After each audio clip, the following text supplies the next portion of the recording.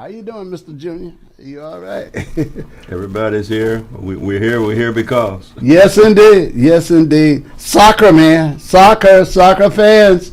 They are out even in the weather. It's raining here, everybody, and boy, is it raining. And I understand the heavy stuff hasn't really started yet here, but the soccer fans are showing up nonetheless. Nonetheless, they're gonna be here. Watch where you're driving today. Yes, indeed. Yes, indeed. And watch how you're driving today. Absolutely. Because they're gonna pop up, and the weather's something.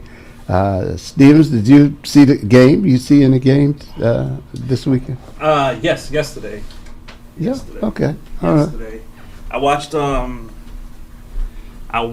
some of the Germany game. Mm-hmm. I caught like the mostly the second half, and it just turned into a full-on blitz. They won 7-1, which, for those who don't watch soccer, usually the complaint is that there's not enough action in soccer, and there's not a lot of scoring in soccer. So yesterday seeing a 7-1 game was one of those rare feats that people don't usually get to see. But What's the term they use to describe a game like that? They almost did it. I've forgotten. I saw it somewhere. oh, I don't know. There's a term they use when you beat somebody that bad in soccer, and I just forgot. Oh, really? Yeah. I heard a term something squeaky bum. A squeaky bum. That's when you sit in the seat and you on edge, and a certain part of your anatomy, I guess, starts clipping the seat. It's like your bum. We Your bum is gotta behind. pay attention to the fact this is a family show. So Yeah, but the soccer fans don't know that. They don't care about that. No, we're good. We're good. But yeah, no, it was a good. I caught the first half of the Japan game versus who were they playing against? Netherlands. Netherlands, yeah. And that was a 2-2 tie at the end. But it was very. That first half was a little bit slow, but the second half, all the scoring really poured in. So it was a good game. Good game, huh? So far, so good. You'll see me on Wednesday when I come in the morning. I'm gonna be wearing my Colombian jersey. Colombia plays on Wednesday night. Yeah. They'll be playing against Uzbekistan. Uzbekistan. Yes. Yeah. So I'm gonna be. I'll be with my jersey on all day, Yeah. getting ready for that game. Does Ukraine have a team there? Yeah, they have. No, but I don't think they made it to the World Cup. I don't think they they qualified. Yeah, They got other things. Got their mind on other things. Scattered. Yeah. God bless them for even. Oh, you got a call ready? Okay. That Got a call ready. I think we're ready. You think it may be okay? All Very right. good. Because we know there were other games. You're on your way. We know that we know there was another game this weekend that we're going to talk about too. We're We're gonna going to start do this that later. We're going to talk about Spurs and Knicks. You know that. A lot of people were very happy about that. But we're gonna keep it local this morning. Yes, first up. indeed. We're going to start off locally and talk to you this morning. Yeah, we've got a caller coming out already, Mr. Delard Parker, and everybody knows him. I don't have to introduce him. So good morning, Delard. There are a whole lot of people that do not know me, Brother Sherman. About 5 or 6. Well, that's their loss. Their loss. We'll make them aware. We'll take up the torch. Torch. I'll make it real light. I'm not going to let my head get big, because you know what happens to a big head. Big shoes, big gloves, big Now I hat. get stuck getting out of the car door, you mean? Now, a big head floats above the people, or it goes below the people. But what we want to do on this show is walk with the people. All right. Yes. And then you know what the people are saying. You can feel their pain. You can understand what they're saying.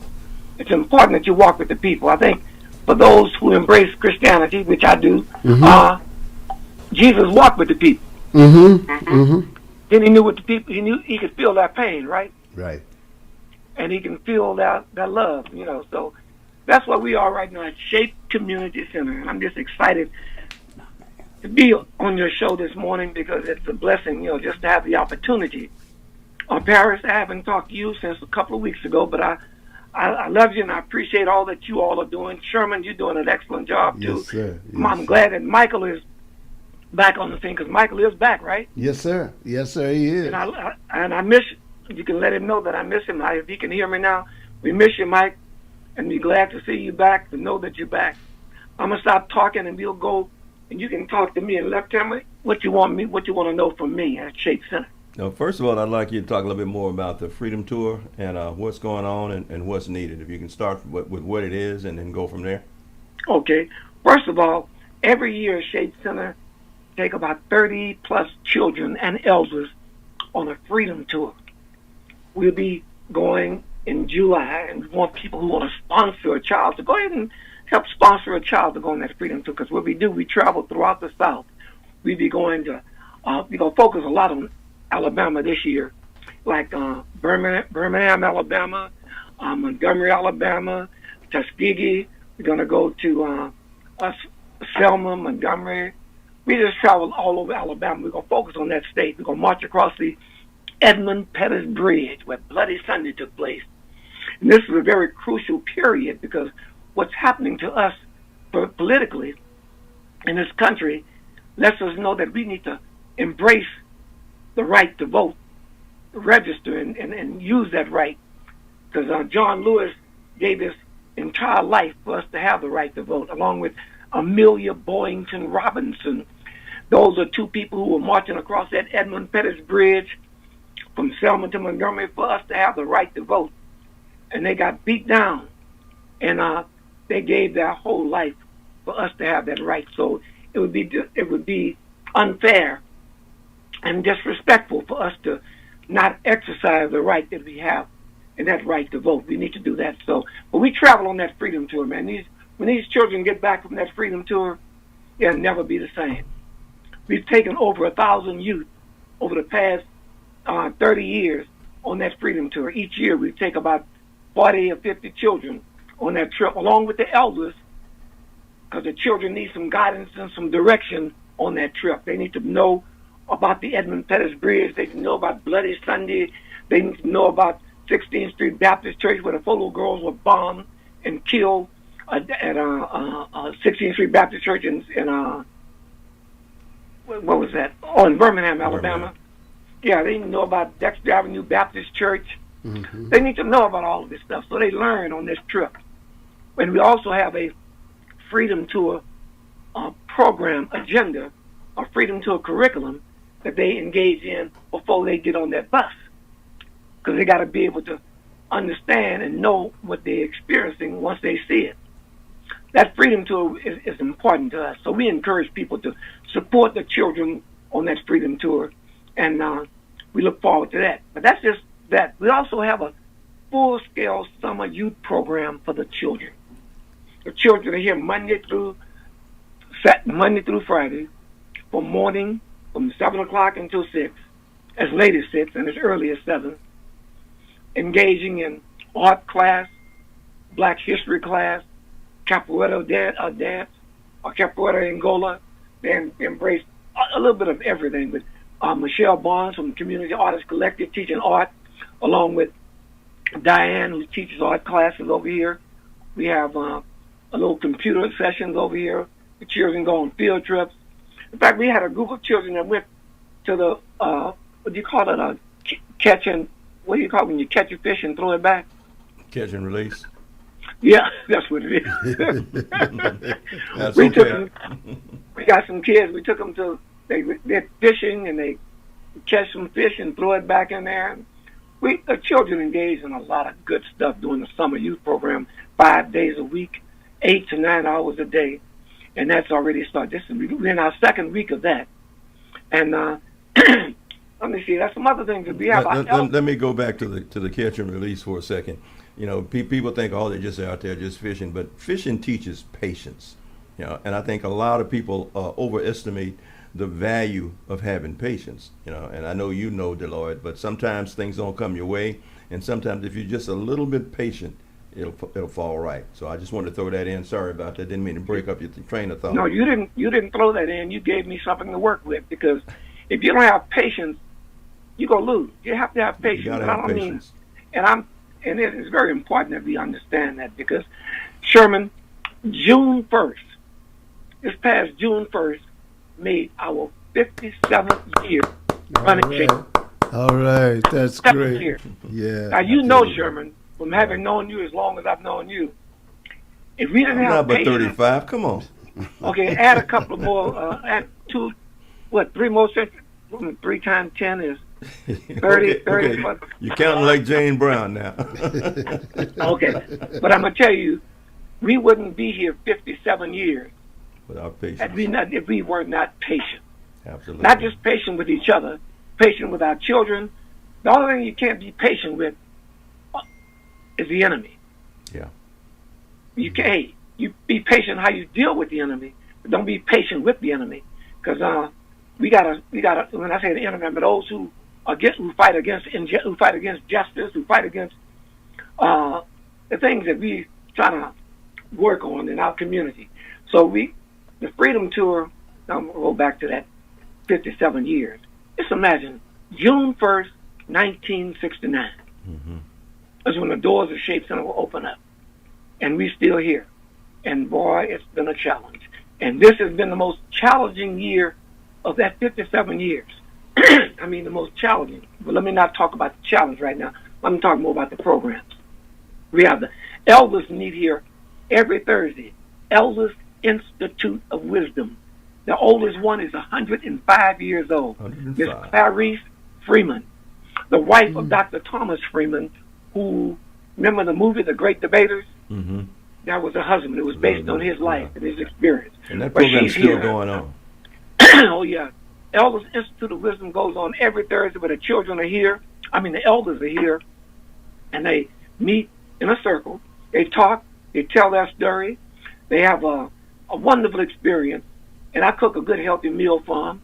So to get a chance to either eat it here or take a meal home with them after they leave. That's every Thursday from 11:30 until about 2:30. Elders Institute of Wisdom. And we always highlight them because what the elders tell the children all the time is that you might run faster than I run, but do you know where you're going? You know where you're going. And that's what the elders embrace. Right. You know, they have a lot of wisdom. But we encourage you, if you want to participate, it doesn't cost anything. Just come on a Thursday, 11:30 a.m., and we're here until 2:30. And you share a lot. You enjoy a lot. You have people from different walks of life that come to this circle, and it's a wonderful experience. Okay, then, of course, we have another program here. We have a dance class every Saturday, Flow Motion Dance Group. Every Saturday they teach swinging out. The name of the group is called Flow Motion Dance Classes. And they're here every Saturday from 9 until 12. Of course, the Association of Black Social Workers meet here every month. ABSW. The president is Byron Parker.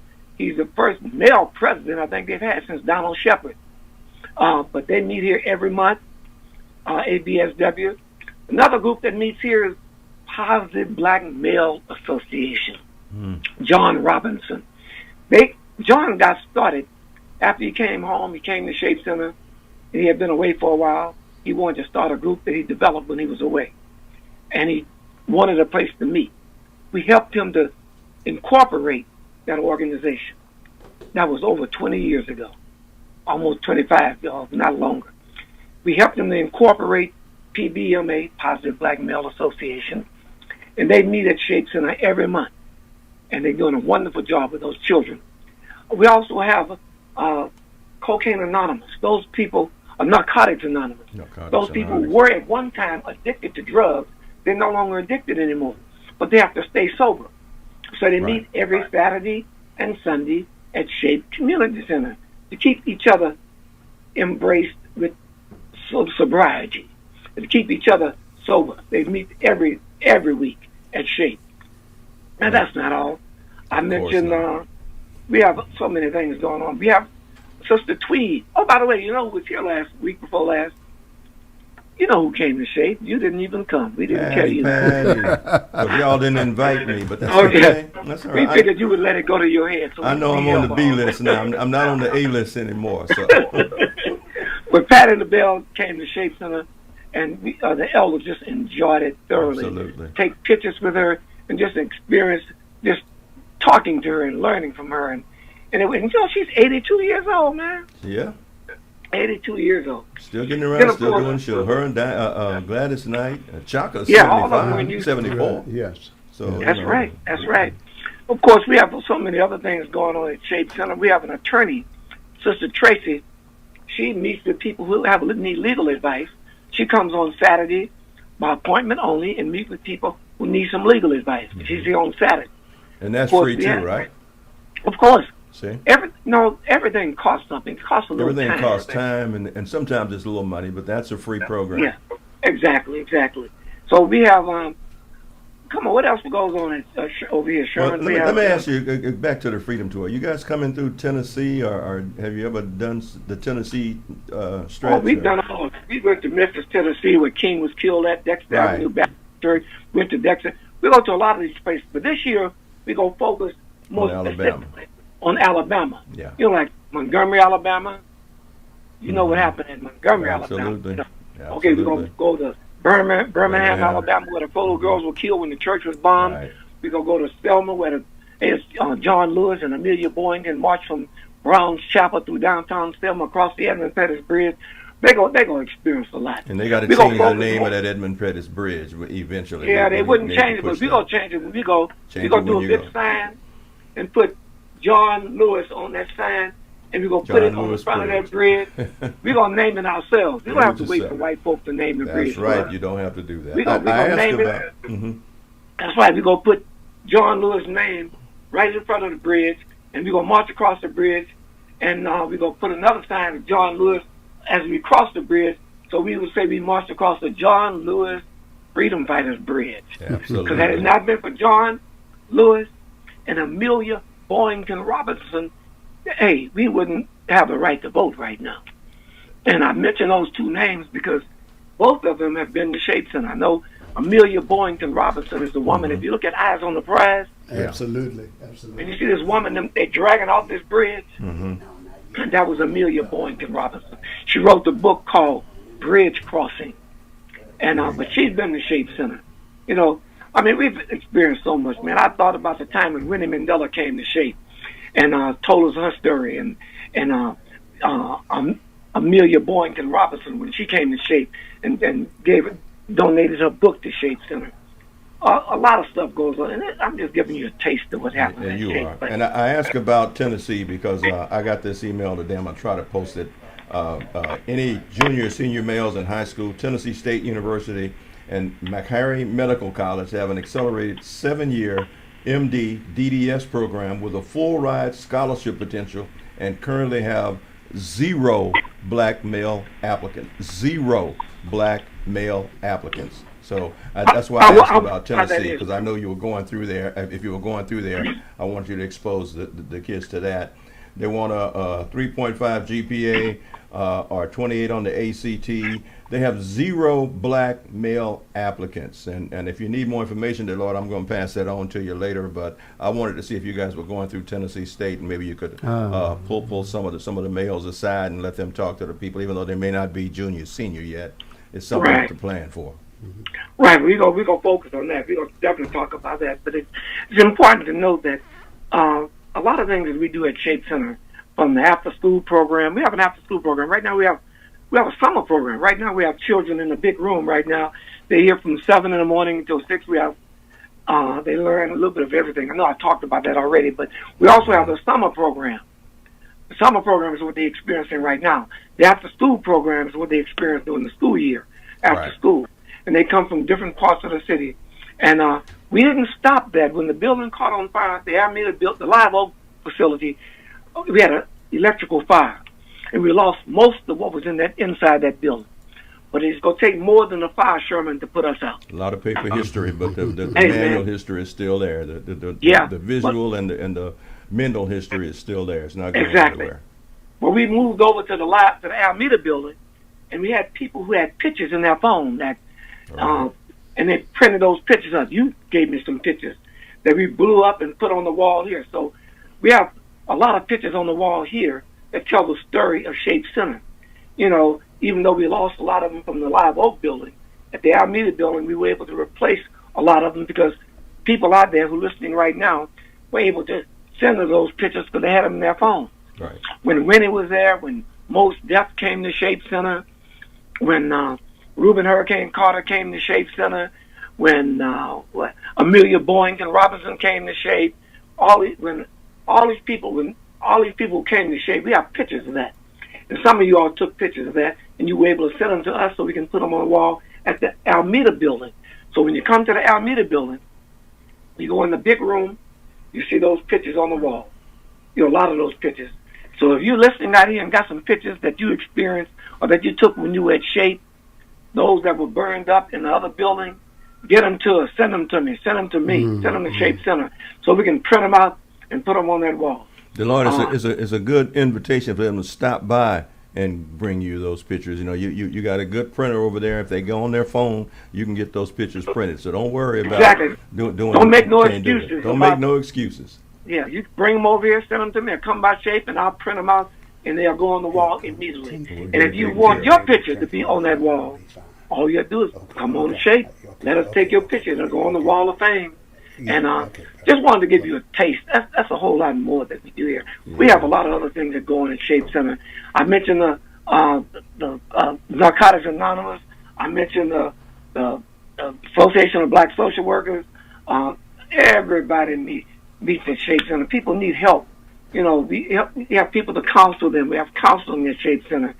We have a little bit of everything. We don't have the restaurant over here like we had at the other building because it was burned up. But when we restore the other building, which we're doing now, the restaurant will be back open. The computer lab will be back open. The copy machine room will be back. In fact, we have a copy machine room here. Like a person needs to email something or print something, they can come to Shape. We'll work with them. If it's something that will enhance their life, we can use a copy. We have a copy machine over here that you can email, fax, and make copies. You can do all that on these copy machines. We have 3 of them over here. We can help people with that. We help people to help themselves. Shape self-help for African people through education. I'm just giving you a taste of what goes on at Shape. Now, again, we can't do everything we were doing at the other building. We can't do all of that over here. But we can do as much as we can do until we can do what we need to do. So, but we need your support, though. We need the community support. I'm not just talking about financial support. I'm talking about just to come and find out what's going on and come and talk to us and let us know what's happening. And just to let you know, so you'll be aware, we had insurance on the Live Oak building. But if you know insurance in business to do what? Make money. Make money. Insurance. So we didn't expect them to freely give us what we deserve, even though we never had a fire, we never had filed a claim, we never had any problems, we never missed a payment. But when it came time for us to get our money from that fire, we caught hell. But we kept fighting. We kept fighting. We kept fighting until we got as much as we gonna get. Yes. But the best insurance you can get, Sherman, is insurance when you're insured with the people. With the people. With the people. Absolutely. So the community has come through generously and responsibly to help us to subsidize what the insurance gave us. And we're doing that. The building is being restored right now. We're over there. Every day somebody's over there. They're redesigning, reorganizing it. If you drive by Shape, you'll see it look like it's in bad shape on the outside. That's because they're cleaning up on the outside. But the inside, they're restoring it, reorganizing it, electrical, plumbing, all of that is the computer. The roof looks different. The roof looks good. Exactly. So you don't see that just driving by. No, you don't see none of that because that's internal. That's right. internal, you know. Right. But if you go on the inside, you see the divisions, how they're separating the rooms. They're making this way. They adding more power. They're doing a whole lot of stuff. The outside comes later, you know. So that's what's happening over there. But just want to let you know, we're still raising money to get the building restored. And every day Sherman, no one person could do everything. But if each one of us would do something, guess what? Everything will get done. Everything will get done. Everything will get done. So I really appreciate the community for coming through and helping us with this. And other things are going on over here. We still have activities at Shape Center. We have meetings over here. People come over here. And by the way, we allow the building on Live Oak. We might have a repass over here. We might have another group that meets over here. Community Music Center come over and meet over here sometimes. Different people who need a place to meet. Say if you need a repast place to have a repast, and you don't have a location, you can utilize big space in there to have the repast. You need to have whatever activity, as long as it's consistent with our mission. We won't let you have something over here that counters or contradicts the mission of Shape Center. It has to be consistent with family, strengthening, and empowerment. Strong family, course, strong nation. There you go. And of course, I'm going to say this and I'm going to shut up. We had our Pan-African Cultural Festival. It took place outside the Live Oak, the Alameda building on the parking lot, and it was very successful. We had our Kwanzaa celebration that was at the Alameda building, at the Multi-Service Center, at the Neo Cultural Center, at NBUF, at the Shrine of the Black Madonna, at the Nation of Islam. We spread it out Kwanzaa throughout all these locations. We had a very successful Kwanzaa celebration this past year. So the Pan-African Festival, the Kwanzaa celebration, all that we still have. We didn't stop it. We still have it, and we still have it going on. And any questions you have that I need to clear up on, Sherman? I think you covered everything, Deloitte. We do appreciate this. I mean, you went way past what I wanted. Yes, sir. Yeah, look, I would like you to do one thing for me, Deloitte. When Sherman was mentioning the trips, the trips you would take to Tennessee, I remember when you would call in, and the children would be on the bus. I remember the last time we had spoken. The children were at the museum, at the MLK Museum in Tennessee. Right. And I think they were coming back from Alabama or going to Alabama. Will you talk? And I spoke to some of them on the phone, right? And will you talk about the teaching that the children do to each other, making up songs and engaging in art when they're on that bus? It just sounds like such a communal experience, man. But you just talk about the benefit of that kind of being together for young people. You sound like you were on that trip with us. I took the calls. You know what? I just sat back and left you guys with the microphone, and you guys passed it around, and we did get a sense of being there, man. That and I'm going to say one other thing. That and one other thing, and the things that you do on Friday nights with the different organizations. Sometimes it's Brother Babalola. Sometimes NBUF. That's what I was getting ready to say. Yeah, NBUF. Those things, man. Those lectures. I recall the diver that you had come over, the black diver, and he did such a great job. So, man, when people are planning for their weekends, I'd like you to talk about those two things, man. Just the atmosphere. There's so much stuff goes on over here, man. That's why they refer to SHAPE as the United Nations of the Neighborhood. A little bit of everything. And not just those I know, things, the neighborhood. When a person is fighting against injustice, I didn't even mention death penalty abolition movement. Right. Mm-hmm. They meet here every month.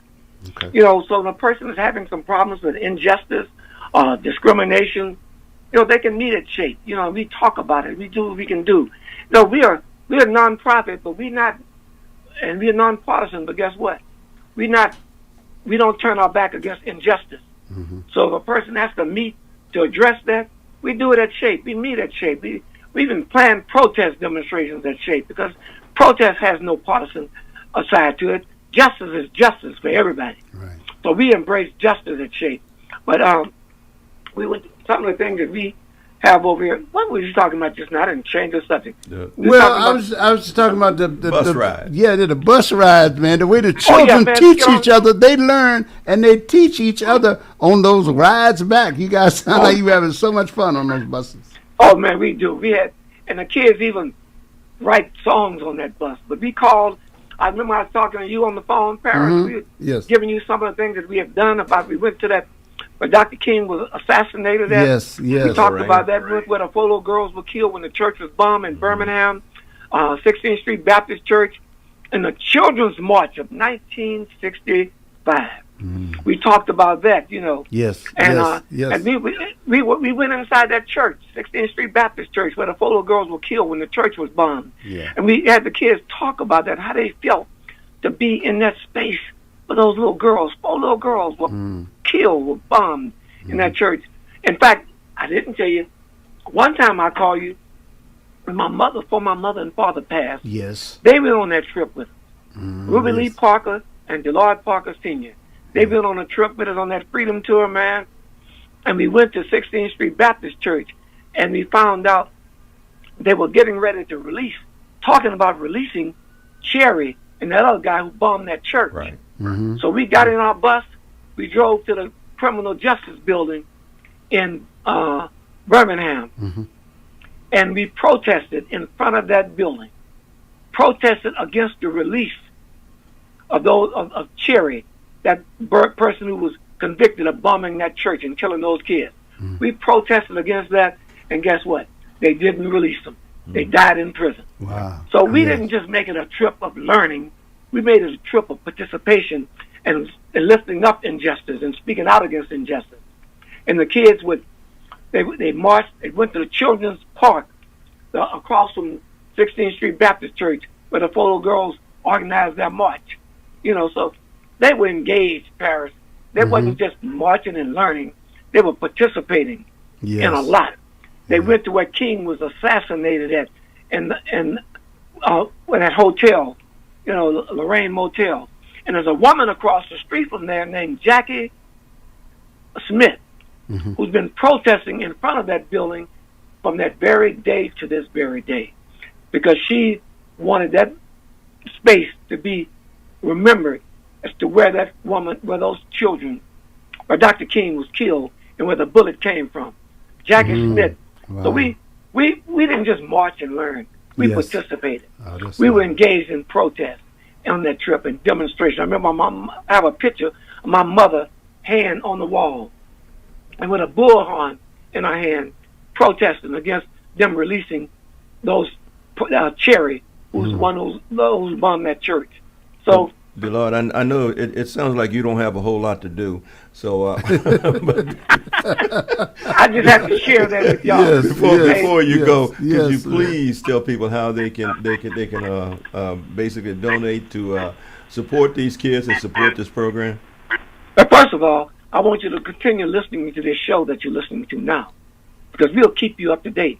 And Paris and you Yes, and sir. Sherman and Michael go make sure the community is kept up to date. We're going to do this at Definitely. least once a week to keep Definitely. you up to date on what we're doing at Shape. So Yes. we should have we have our own radio show over there. You know that? Yes. Yeah. It's Yeah. through- Yeah. it's through Well, the- you've always got a standing. You've always got a standing invite. You know that. You Yeah. know that. We love you. We absolutely. Right. We Love know you. what you do. We know what you do. Yeah. And Yeah. all I ask people do is check the website, shape.org, shape.org, and you can find out how you can contribute, how you can donate. Better than that, make a trip by Shape. a You trip. haven't Stop been here by. since the fire. Stop by. Make a Yeah. trip by Shape and do like one person did. He came over here last week. I can't. And he went to U of H. Man, the brother came by here and put a check for $10,000 in my hand. Mm. His name is Fields. Mm-hmm. You heard of him, Sherman? I know. Brother Fields, Mm-hmm. the one who donated that Jeep to us. He Yeah. came by here and put a check in my hand. Wow. And That's so good. people come That by, is just so come by and good. drop a donation off, or even that, just come by and see what we're doing. It don't have to And, be 10,000. It can be 9,999, right? It don't have to be 10,000. Hey, I'm going to close it with this. No one person could do everything, Right. but if one of us would do something, guess what? Yeah. It will Everything- get done. Everything will get done. Yeah. Thank That's you, how I Lord do it. Parker. I love y'all. All We right, love man. you more, Love, brother. love, We love thank to you for you. what you Love do. to you. Definitely. Absolutely. Thanks, Hey, Deloitte. take care. You too. Love you now. All right. Yeah, that was great. That was a real good opening to the morning magazine, I think. Absolutely. I don't know about you. Yeah, sure, We sure. got to say good morning to Alindria. She's logged in this Hey, morning. Olindria, what's happening? What's happening, Mac? We got Otis Granville from Virginia. Hey, Otis, good morning. Oh yeah. Hey, Bo. We're What's on good? YouTube. If you're not on YouTube, we're at YouTube. We're at, let's see, what is it? Is it 1230 The Source? KCOH The Source? Yeah, What's the search? You go to YouTube. Yeah, 1230 The Source. 1230 1230 The Source. And you can like and share. You know, that'll put us on Facebook. We love that. You know, or you can stream www.1230kcoh.com. And of course, you can call us 713-668-1230, and we'll put you on and we'll discuss the issues you have. It's a morning magazine, and Yeah. Paris, what we got this morning? Well, we're gonna open up this morning. We're gonna talk about. I know I got to talk about the basketball game with you. You got to talk about the basketball game, and you got to talk to the. And then we'll give the listeners some headlines. And you know another thing I'm noticing, my friends out there. People do want two-way communication. I'm looking at a TV show this morning. Stephanie Rule, who's a person I really appreciate her knowledge. She does a lot of finance, right? Mm-hmm. But she also is a reporter, and she has expanded her territory. So there's a show, there's a morning show that comes on, and so she's soliciting conversation, really. And, you know, television had kind of moved away from that. Video broadcasts were not thought to be the ideal place for that. It's a good place, but callers can consume time. You got to figure out how to move on. Mm-hmm. But now with the addition of chat features where people can send messages to you, callers do get to participate more. And I noticed that on the YouTube channels that I watch. You know, people send comments, but you can only cover so much ground texting. But it is a good format for asking and responding to questions once you get a topic. So if you've got some questions for Sherman this morning about something other than which stocks to buy, he cannot practice. None. That's the answer. None. Okay, right. He's not going to be responsible for that. But on a serious level, if you got when you hear our announcers on and we are settling into YouTube territory, if you've got questions, post them. And just post them, post them up, and we'll look at them and give you some response. And that way, you won't have to worry about who's trying to monopolize the line as well. Everybody. Lydia says, "Good morning from Chicago." Hey, Lydia, see? City. Okay, so that means she's been to. She's making around in all the financial centers. She's in New York. She's in Chicago, stock market there. She's been in Washington, D.C. Washington, D.C. is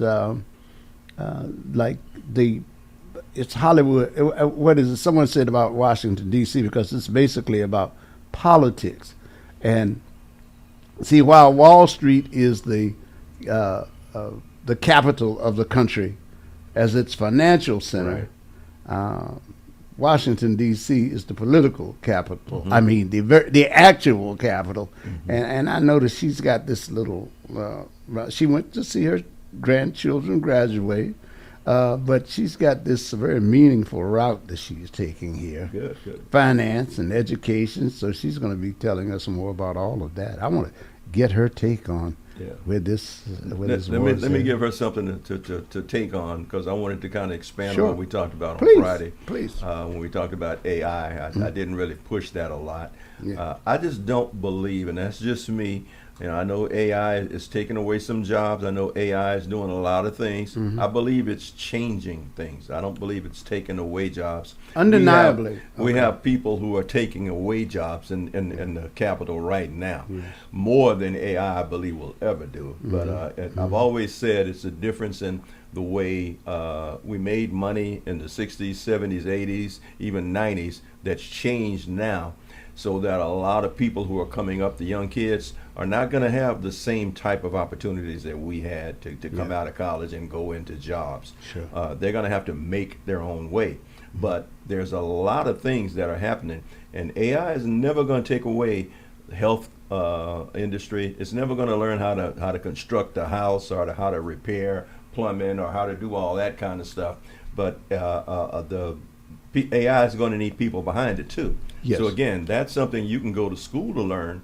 And then when you come out of school, you've got a handle on being behind the AI, so that you can have that job, that particular job. You know. And see, I think that's the way. I agree with you, and I think that's the way to get a hold of AI. What we've got to do is get out in front of AI. Act instead of react. I'm And sorry. I've always said I that. think the people who teach AI will be very important. Somebody's gotta teach AI. Somebody's got to teach it. Now, Alex Vanderhei from Politico, he is big on AI. He's immersed his company into it. He's unapologetically for it and an advocate. However, he is smart enough to know that you've got to understand it because it's here to stay. You've got to be the one who you train your people on it. He says he found out that when he had his people who caught up early, find out who can adjust first, get them to teach the others because some of the younger people jumped in. The teaching will have to be different, I think. What's going to make a big difference in AI is teaching and legislation, and they're both part of the same coin. You just can't have this created and then turn it over to the people who created it and depend upon them to police the things that they will be benefiting from. I think you've got there's a fine line here, and if you've got people from your company, from inside the culture, they don't have to worry so much about people being hostile towards AI because you can begin promoting from inside your company, get the best of it, create opportunities for other people. And I know it's not all as simple as I'm making it sound, but that's a blueprint. But it's the same thing that happened, I'd say, in 94, 95 when computers hit. Everybody thought, this computer's going to take my job. Right. Well, no, it made you learn some different skills. The job is going to change. I hope all jobs change. All jobs change, right? It's going to change. It's just that what does the disruption do? What does the displacement do? How are you going to handle that displacement? You got to learn some new skills. I learned Windows in 95 and 95. Yes. Then I started learning how to take apart computers and put them back together. Wow. Then I started learning how to do local area network. Yes. I was already over 40. Yes, So you got to learn. You got to be willing to learn some new skills. Yes. You got to be willing to do what's necessary to keep your job. If you have a job. That's right. Because things are going to change. That's all there is to it. And please, whatever you do, just don't be frightened and don't hostile. Be frightened. Frightened, and I think those are the worst two things you can be. Don't be scared afraid to learn something and hostile. New. Yeah, absolutely. Absolutely. Refusing to learn. We ready? Yes. We're ready this morning? Yes, we are. Let's try. Caller, you're on. Good morning. Am I the first one, Sherman? Never. I can hang up and call you back. Oh, man. Good morning, Mike. Ladies and gentlemen, I'm going to be doing after I hang up. I'm going to do the jitterbug. I'm so on cloud nine, Paris. Have you run already? Have you run the 10 miles already? I do the 10 miles before the show. That's what I'm asking. Have you run it already? Yeah. All right, you the man then. You the man. Well, come on with it, Mike. We're ready this morning. We're ready. Good. Ladies and gentlemen, first of all, Sherman, allow me to thank God, Sherman. Thank God. God, without this show, I wouldn't know anything. But because I listen every day and listen to everyone from Sherman on Monday throughout, all the way to Lady Flanagan, I know everything, ladies and gentlemen. So thank you, Lord. Look, moving on, Sherman. The Presidential Museum by President Obama. It's going to be astronomical, ladies and gentlemen. And every president deserves to do it his way. Everybody should visit it at one time before they croak and die like I will soon. But look, you better believe your bibby, Skippy, that you get that, Michael? We with you. That when it comes time to my guy to do the Presidential Library and Museum, he's going to top every single president museum and library combined. Do you know he has an ego, Sherman? Mike, Absolutely. That's his problem. He's got a huge ego. Yeah, obviously, right? Obviously. Yeah. Now, look. In terms of $1 trillion, please inform the people that he doesn't have $1 trillion in the bank, ladies and gentlemen. He's worse at it's like being a paper millionaire. Most of You talking about Musk or you talking about D.H. Trump? Musk. Okay. Now, I All right. said over. Sorry. Thanks for setting me straight. I tend to open my mouth before and you can tell it's not scripted and read like some people. I just babble and make noise and go on with my day. But no, yeah, $1 trillion, and the stories are saying, well, how much is it, and how much could people spend? First of all, ladies and gentlemen, he doesn't have $1 trillion per se. Sherman will explain. His net worth. And as far as it's net worth. And most of you with your house, you are paper millionaires. Okay, so don't give me that. But look, in terms of it's his money, he can spend it any way he wants. Let no man tell any other man what he should do and how should he spend it. Although we all do, including Texas migrants. We should do this. They should do that. You should think this, and you should think that. But as far as Deloitte, if you could pass on your passion, I've heard equal passion from others in my lifetime, but no one tops your passion for what you do. If you can pass on the passion you have and the love for what you do to anybody, no matter what they do. If I could hear that passion from Sherman, the voice, and people can be passionate without talking passionately, but it comes across. And look, it's a good time to say, and Sherman will explain. Look at your insurance policy, ladies and gentlemen. There are different types of insurance. Don't just let your agent say, "Oh, yes, this is good." But look at it closely. People will explain it. It's good to see But in terms of if everybody does something, of course.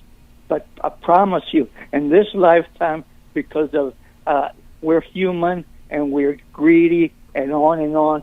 No, there will never come a time where everyone does something and everything will get solved. Well, I think the Lord is definitely appreciative of you talking about his passion and passing it on. I'm sure he tries his best to pass it forward.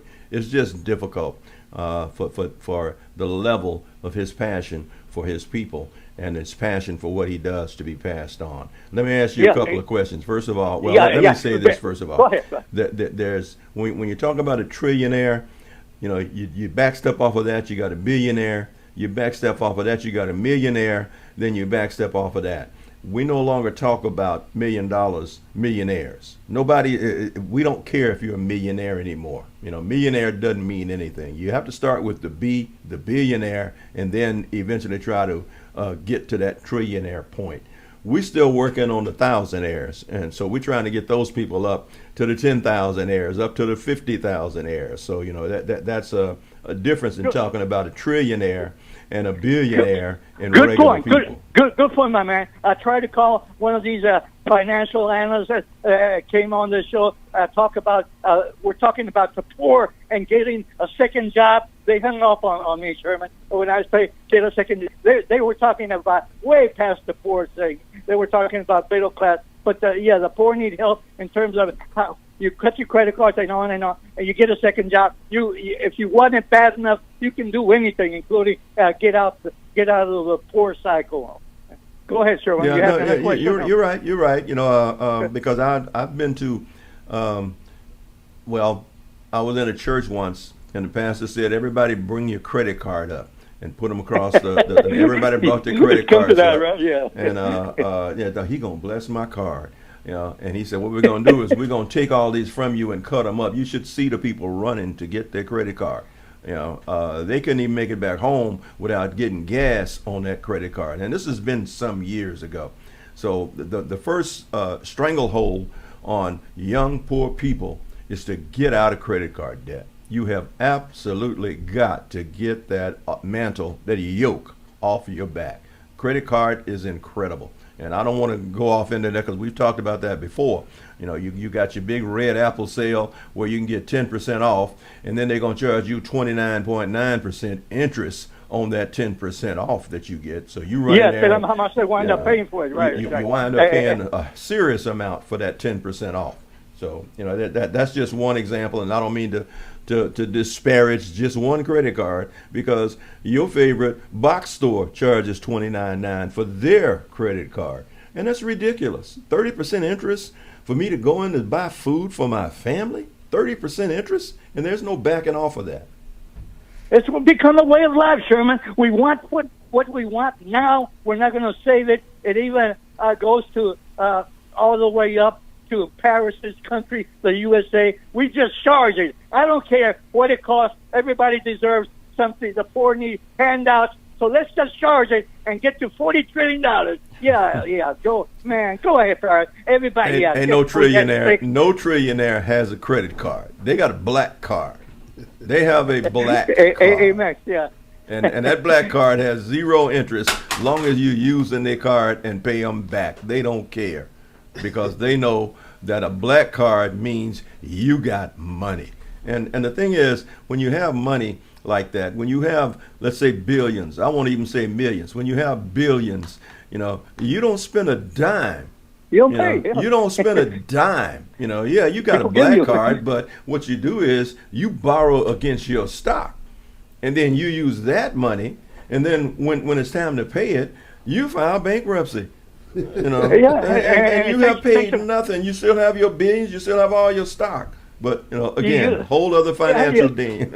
You use money to make money later. Last but not least, look, my San Antonio Spurs are better talent-wise, ladies and gentlemen, but it takes a team. They're young, my Spurs, and inexperienced.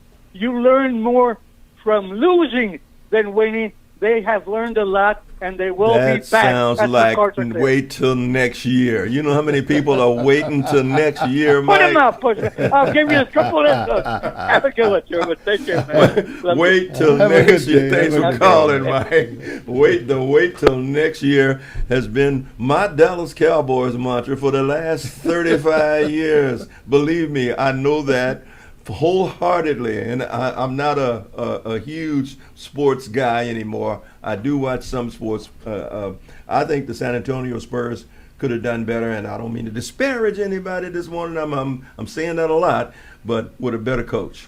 I believe that when you got a 25-point lead, you don't take 7 threes in a row. You just don't do that. You work the clock. You got a 25-point lead, man. Come on. Come on, man. Come on, man. Good morning, caller. You're on. Man, Sherman, I didn't know you was on the other side like that, man. I didn't know you talking about my Cowboys. I knew it. I knew it. I'm so disappointed. Oh, my God. Man, I'm not sending you no more. I'm not going to call you Maurice White no more. I'm taking all that credit away from you, man. Wait. Now I got on my Earth, Wind & Fire shirt right now, and you not gonna call me Maurice White no more? Hey, Paris. He can't go to So Pig. Oh, dude. Yeah. Dallas. Oh, man. Man, I've been a Dallas Cowboy fan since day one. I'm from Austin, Texas. We watch the Dallas Cowboys and the Houston Oilers on black and white grainy TV. I love George Blanda, Charlie Hennigan, Tolar Kent. I loved all those guys. They won the AFL championship on Jepson Stadium dirt field 2 years in a row. Sir. I love me some Oilers. I came down here and the Oilers started sucking. And then I ain't gonna go there. That's a whole other thing. We didn't really. Now, come on, man. You forget about the Warren Moon days. No. Don't forget about the Dan Pastorini days. Come on, man. We was always in the playoffs. With Earl Campbell, I ain't gonna talk about him. I ain't gonna talk about him. Who was the owner then? What's his name? Bud Adams. Bud Adams. Okay. Okay. I'm trying not to put my 1970s power to the people to it. So I'm gonna let you go on and go. Because I know you wasn't around here in the 70s watching football, so I ain't gonna go through that. I was watching football, man. I'm a little bit older than what you think. Okay, but you remember Ebony Magazine used to put all the black people in. All the black football players on the team. The centerfold, yeah. One year, they would put pictures. The top 20 in the back of the top 20 music in the back of the magazine, the small magazine, yeah. Ebony would put all the black players on every team. All of them. Yeah, I remember. One year, I do recall. college Yes, too. But one year, Ebony had the Oilers in there. All their defensive backs, all 8 of them was black. They had a coach who had just come in. He got rid of I'm starting to call people names now. Y'all gonna talk about me. Randy Peacock, who was from the University of Houston. He said, when we played y'all, we had to play specifically against you, and it worked every time. You can't play for me. And he got rid of him. Wow. He got him some black defensive backs. The next year he was gone, and the Oilers had white defensive backs again. So don't tell me I ain't got no business against the Oilers, brother. I was too strong, power to the people, and I did that. If they had that, they were sucking in. Yeah, man, don't tell me. Kenny Houston. I ran again. Well, Kenny Houston was before that. I was a wholehearted Astros fan till he came along. Till he came and did that. I cut the. Yeah, well, you remember Kenny Houston was here a long time. And I knew Kenny Houston personally. Yeah, I knew. Well, I knew Kenny Houston. He went to the Redskins. He went. To the Redskins. that's right. Mm-hmm. Yeah, I actually met him at the airport up here. So I've got to take. I had a picture. I think I took a picture with him too. But I happened to lose that phone. I had to get a different phone. So this was a while back. You just took a picture with somebody, didn't you? With Al Green. Al Green. Okay. All right. Now, did you fire that girl that called me 75? If not, we got to go to the next call. Name? I just want to know if you dropped my name or not. You probably didn't drop my name. Man, I cowered and ran. What do you mean drop your name? He dropped his luggage. Hey, the reason why I called in was, little bit about, you were the first tree in there, but it's how you got that tree. Yeah. Right? Yeah. So, he got, what is it, $38 billion on, with a B, with contracts last year, with Trump. Well, was it, I can't remember. I think it was last year. Yeah, I think that my research was last year. So he has nearly 100 active government contracts, right? And this is over 17 federal agencies. So I thought he was really the number one person that had a contract, a single contract, but it wasn't. It's Lockheed Martin. Lockheed Martin. I thought you were going to say Jared Kushner, but okay. Well, he may be. He's got what is it? He's got all those UAE and all those other contracts and all those other people. Yeah, he's got what they call the foundation, the self foundation or whatever they call it. It's a foundation contract. That's what he got. He's got money under the counter in a suitcase. That's what he got. He didn't have to check it, did he? We look at that with the Lockheed is number one, and then you got it used to be Raytheon. They do I remember that. Missiles and stuff like that. Yeah, and there's a couple other contracts, but Elon is definitely getting those contracts. But then again, you got to look at how he's getting them. Is he getting it through favoritism? Well, is he being awarded? Why is he being awarded these contracts?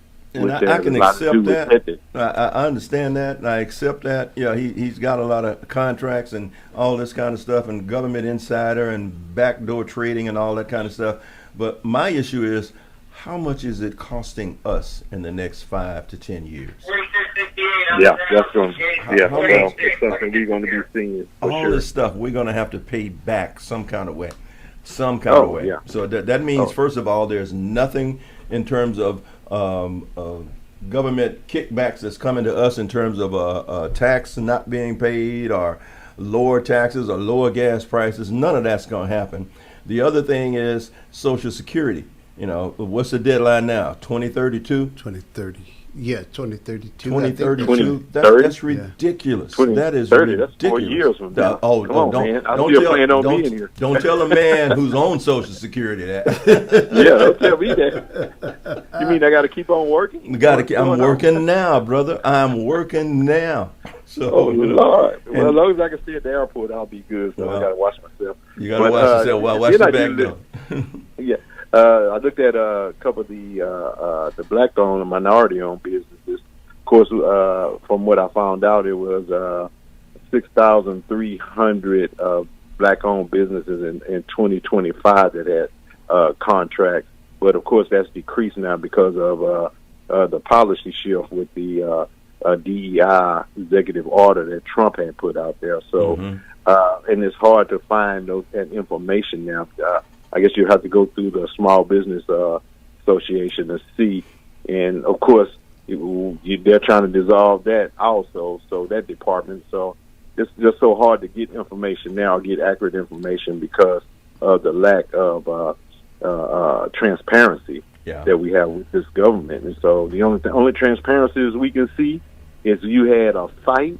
Welcome to Candyland, Professor. Yeah, buddy. Come on. Yeah. Well, since you're talking about that, let me throw this in. Candyland, right there on sacred ground. Yep, that's exactly absolutely. what it was. Absolutely. Yeah, let's get out here and let's get some people fighting. Let's get some blood. And unfortunately, it wasn't us against us in the ring for most of the matches. Which was probably what they wanted to see anyway, right? So, yeah. But that's just a horrible display in my opinion. Some people I guess people like it, but if you notice, if you did a drone around the audience there, you didn't see anybody. You didn't see very many people that looked like us. Well, he's always got his paid people to show up. You're gonna find a spot here and there. His billionaire group. The phrase. I'm talking about us. When you talk about us, some of us are paid to show up. And he'll never admit that, but he's got his blacks for Trump who show up at anything. But since you're talking I about, don't think he even wants us around the White House. Well, he's got to have somebody. He's got to have some kind of optics. He's got to have optics. So he's got to say, "See, there's my African American over there in the corner in the back. See him? Come on out. Okay, go back." He's got to have one of us. But anyway, since we're talking about government and work, and I actually been looking at jobs. I don't know why. Nobody's going to hire this old guy. But I've actually been looking at jobs. And that's because you're a Cowboy fan. Go ahead. Well, that too. But I've actually been looking at, let the Cowboys win. Oh, man. Okay. I was looking at a job description, a federal job description, and I looked at, I think it's under how to apply. One of the questions they ask is what you feel about the president's policies in terms of how you can implement the president's policies. And I'm like, why are you asking this on a job application? Yes. Wow. Yeah, that's been a part of it. That's a part of it. That's been a part of the addition that they have made to that. They are having, actually, guys, when we call it what it is a loyalty test. It's a loyalty test. Yeah. That's exactly what it is. And I'm thinking, what am I supposed to do if I decide I want to apply for this job? Am I supposed to lie? Yeah. We call it playing the game. We call it playing the game. But that's what you have to do now. And it's sad. It's sad that that's even a part of an application. Mm-hmm. So you're saying don't hate the player, hate the game. The game. Oh, don't bring that up. See, yeah. You see what you did. If you did, don't hate the player, change the game. Don't hate the player, change the game. Yeah. You got to change the game. Huh? Yeah, we definitely need to get out there and change the game here for the midterms and beyond. So absolutely. The game definitely needs to be changed. Hey guys, thank you for your time. We appreciate you, man. You know we do. I know you got to run. But thanks for calling us. You're a busy man. Busy man, busy man. Busy man. But you got to look at. I always say act instead of react, and we got to look at what's happening and what's causing it, and try to see what we can do to circumvent a lot of this stuff. We do. We do. You got to be proactive. You got to be proactive. Mm-hmm. If nothing else, we got to be proactive. Mm-hmm. Caller, you're on. Good morning. Good morning, Sherman. Good morning. Hey, good morning. Good morning, Paris. Good morning. What's up, Rufus? How you doing? It's not a whole lot. Hey, Sherman. Yes, sir. I am so proud of you, man. I love you like a brother. Uh-oh. You Cowboy are fan. a cowboy fan. See, now you have to take that word fan and understand. That means fanatic. Okay? I'm not a Cowboy fan. I'm a student of the game, okay? That's always been my mantra since I stole it from Gerald Milligan. I'm a student of the game. So go with it. Hey, Sherman. Answer this question for Yes, sir. I'm going to see if you're a Cowboy fan. Oh, Lord. In 1960, Eddie Robin was the quarterback. You named the backup quarterback. Eddie LeBaron. 1960? Who? Cowboys won there in Washington? 1960. It was 61, but Eddie LeBaron, Eddie the little LeBaron was general, the first the little quarterback. general? The little general. Yeah. Is that right, sir? Did we pass? He looking at Not quite. Not quite. Who's the backup? Not quite. Who's the backup? Don Meredith. No, they didn't get Meredith till 64. I'm pretty sure Meredith didn't come along. Wasn't along then. But I'll go with you. I'll accept that. I'll accept that. That's all I got for you. That's all you got? All right. That's all I got. I'm gonna ask you this. Since you're a Cowboy fan, we're gonna go with fan. Who was the first running back to get 1,000 yards in the Cowboy history?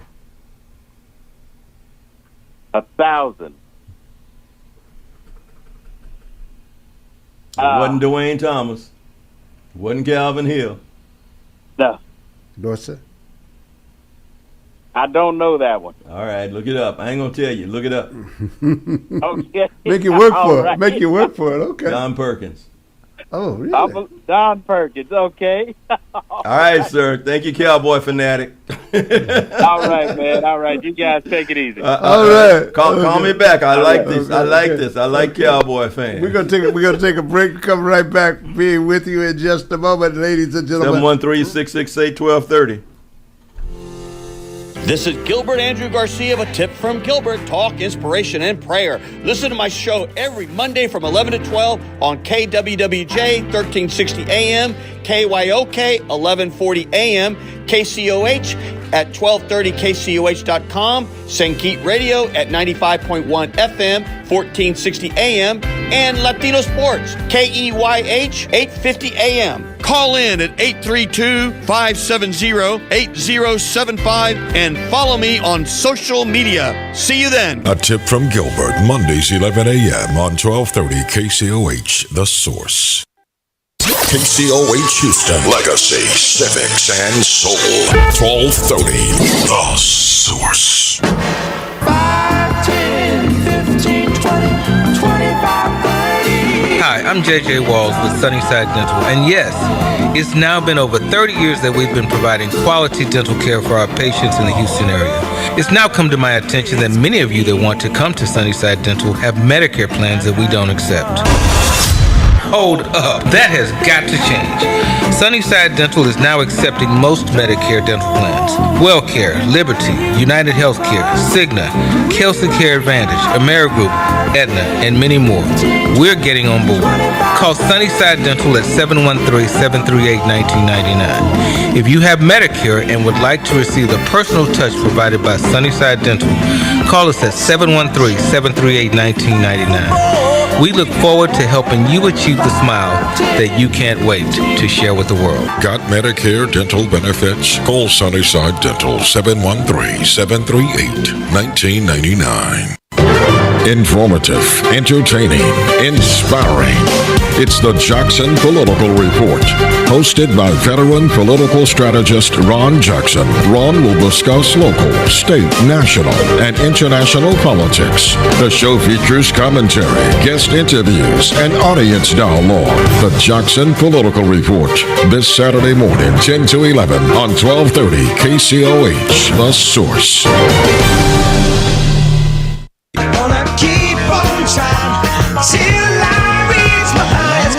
And now, a message from the Future Frequency.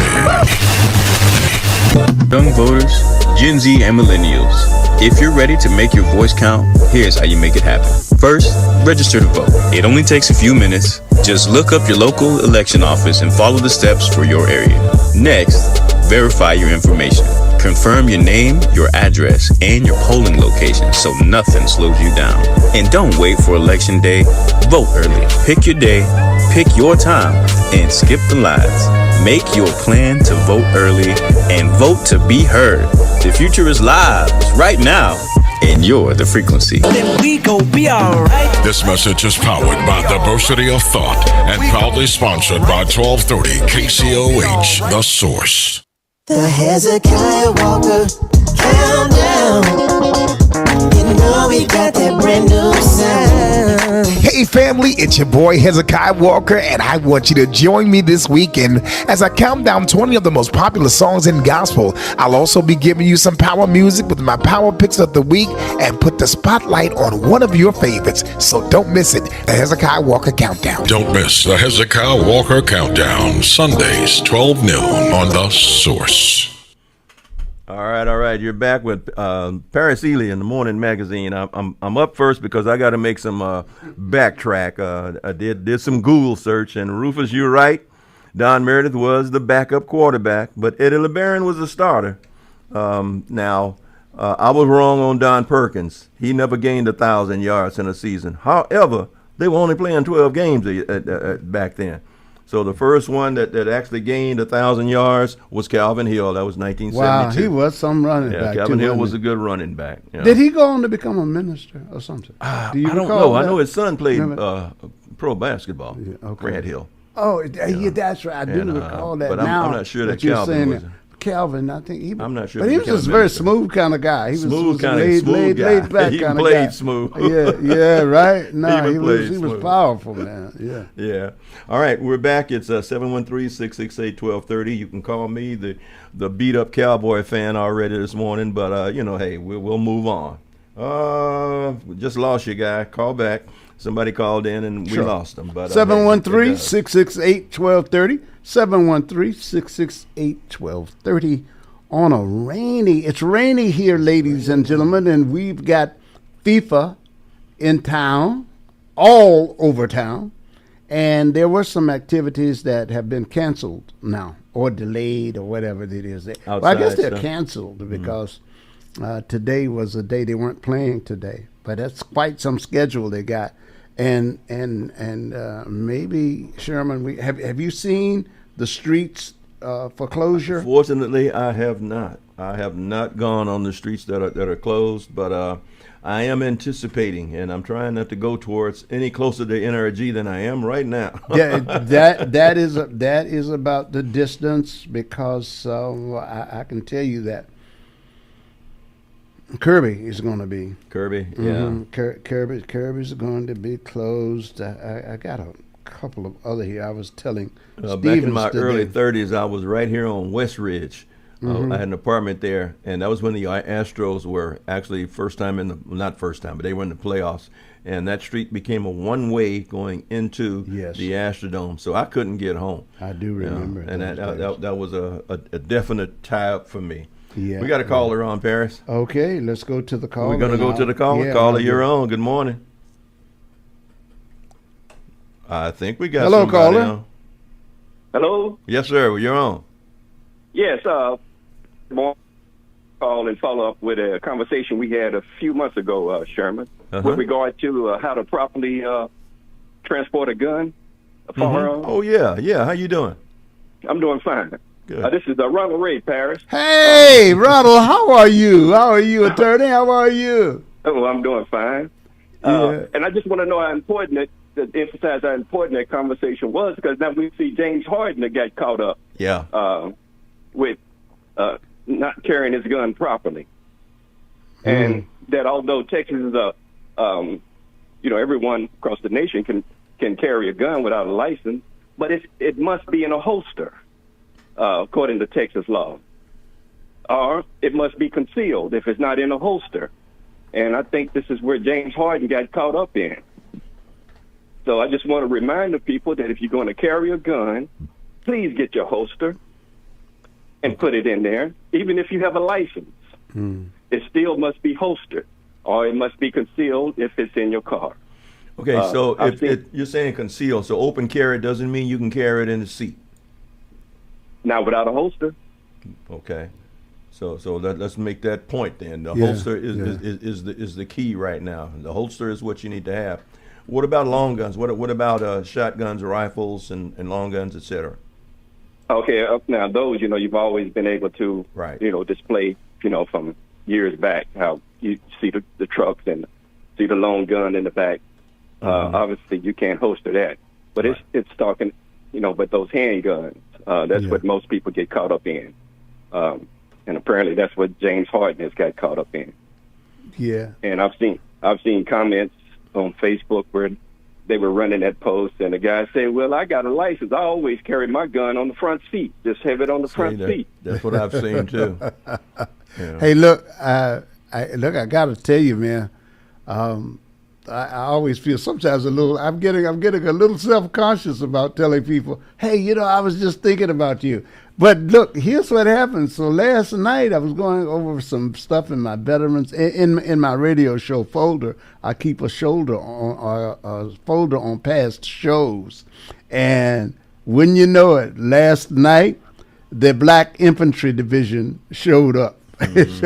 showed up, and I thought about you and the story with your family from that show, from that topic topic that we did. That was just last night. I go back into those folders to try to see what's worth reprising, what I want to talk about or take another look at, and I pulled up that story that prompted you to call in last night. That's very interesting. Yeah, it is. Yeah. Paris does that. He did a story on the guy who was actually paying for all the freedom rides and taking people out of jail. The one that was a undercover millionaire. He read the story, and I swear I'm not making this up. I read that story 20 minutes before he did it. So Paris does this regularly. He does this regularly. Yeah. I think that's part of his mind reading. But it keeps me connected. It keeps me connected to you guys. Well, people of similar minds sometimes just are thinking the same things. And whenever Attorney Ray calls, it's to help us understand something or to offer some tidbit about the legal system.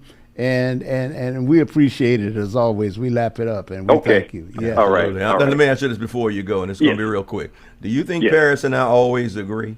Okay, I'm No, you don't always agree, but that's good. That's healthy. It's healthy. It's healthy. Thank you, Attorney. Okay. We appreciate you're you welcome. calling. All right, man. Absolutely. All right, guys. All right. Yeah. And again, the number is 713-668-1230.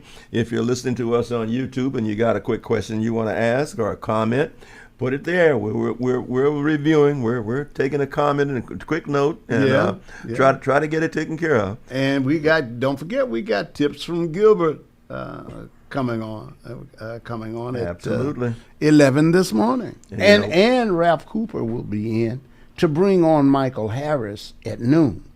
Okay, Yeah. good. And if you're going to wait until 10:55 and call us then, be prepared to be cut off. So, That's right. Get your calls in now. You know you're sitting by the phone. Yeah. Isn't that right, caller?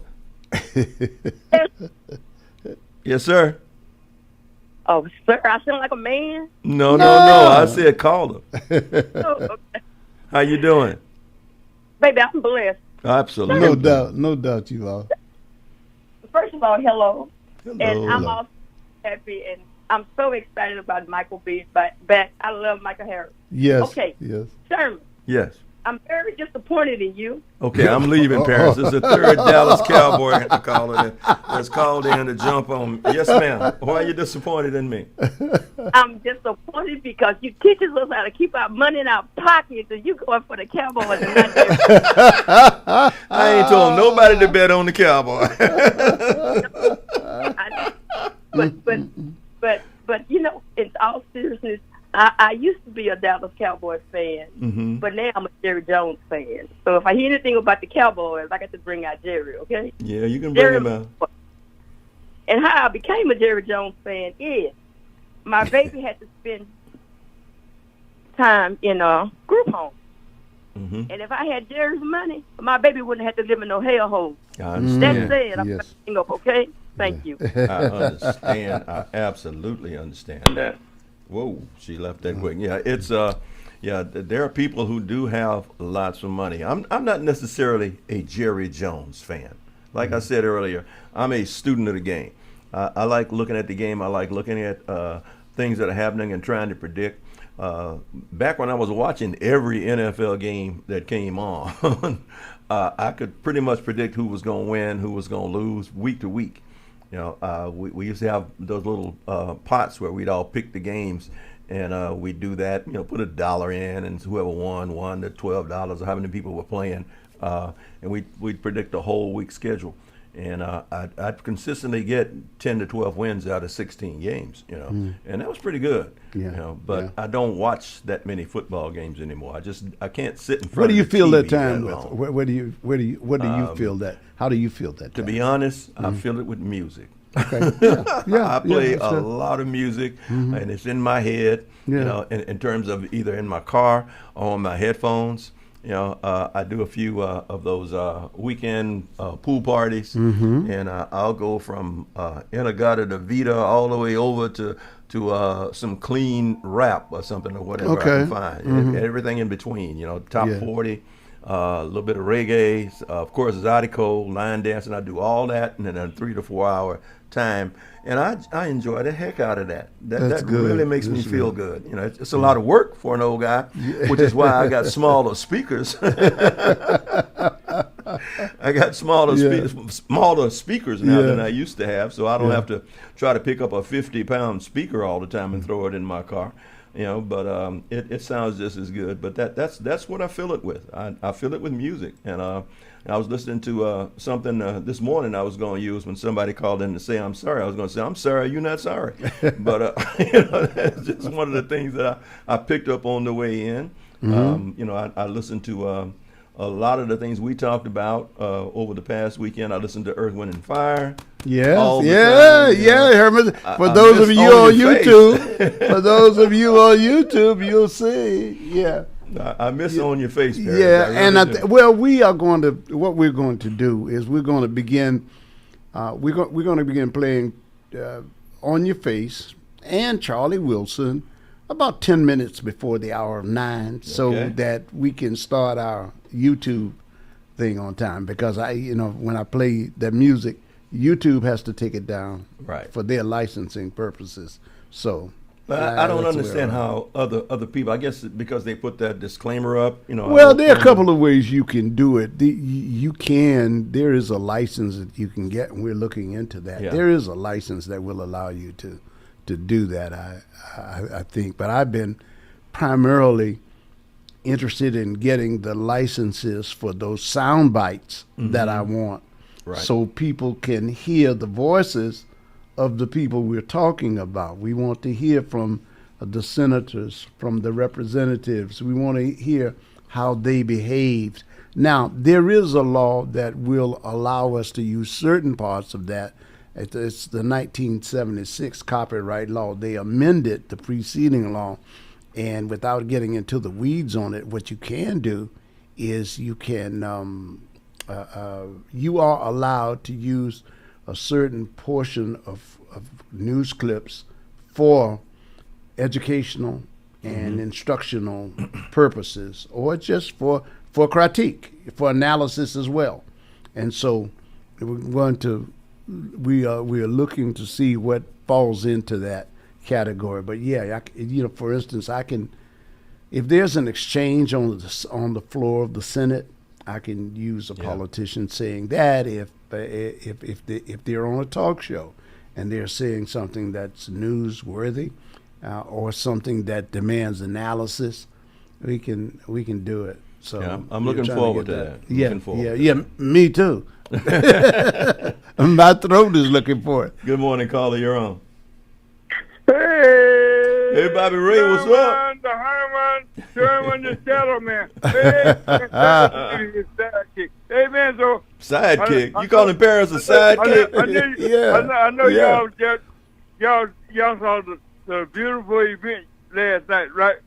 Oh Lord, that's you had to bring. You mean the rain in D.C.? The rain and mosquitoes. No, man, no rain. There was no rain. I can't stop the rain. But you can't stop it. So anyway, the brothers from H-Town, they were playing. Sherman, they were playing Your Bird and People. I said, oh man, it's all like popcorn. Well, he went in there. he went in there and that white boy beat him down like he was a dog, like he was a slave, Sherman. And then he gets up and he said, Michelle Obama is a man. Mm-hmm. Wow. Went over there and kissed Donald Trump, man.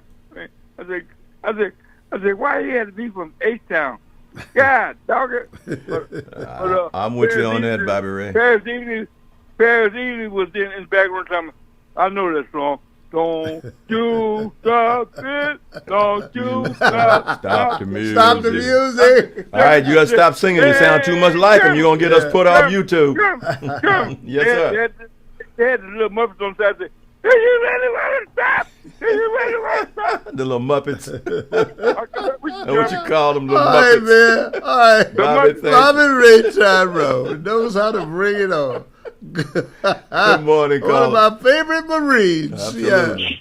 Yeah. Sherman, you were talking football. You weren't picking against the spread. Come on.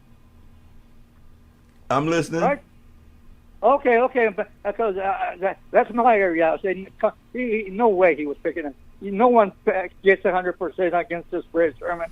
And by the way, to the haters out there, look, my beloved Dallas Cowboys are and were and will always be America's team. They are NFL royalty. They are the most valuable franchise in America. In the world. Mm-hmm. Well, you got to talk. World. It's too many of y'all. It's too many of y'all jumper owns for me to call myself a Cowboy fan. That's why I'm a student of the game.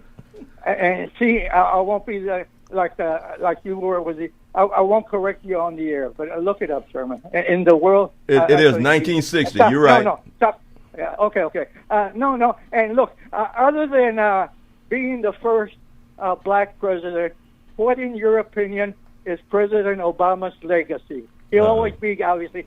First thing will be, but what is it to you? Well, Lincoln was the first black president, but anyway, we're not going to go there. Thank you, sir. No, as far as his legacy to me, he's going to always be the first black president. He wasn't necessarily a black president. He was a president of the United States of America, and I believe he did an incredible job. You can be happy to take you on in terms of prove me wrong. All right, caller, you're on. Hey, good morning, Sherman. Good morning, Paris. Hey, how are you? How are you doing, my brother? Man, I called to get the numbers. Okay. I thought you was one of them anti-Cowboy fans calling again, man. I never should have said that. I never should have said that. Forgive yourself, Sherman, because you forgive yourself. What, y'all talking about Ralph Cooper like this? Y'all talking about Ralph Cooper like this? Man, forget. If only you knew. Ralph deals with him, boy. Yeah. Somebody told me to play the numbers while I was in Virginia, Paris, and I hear you good on predictions, so foretelling things. So I'm calling to get the numbers. I need the numbers. I got to tell you, I don't know. When I worked at the IRS, I had this guy who was adamant. He said, I'm going to pick 1, 2, 3, 4, 5 because I ain't nobody else going to pick it, and I don't want to share it with nobody. Now, what the heck are you what are the odds of 1, 2, 3, 4, 5 being the numbers?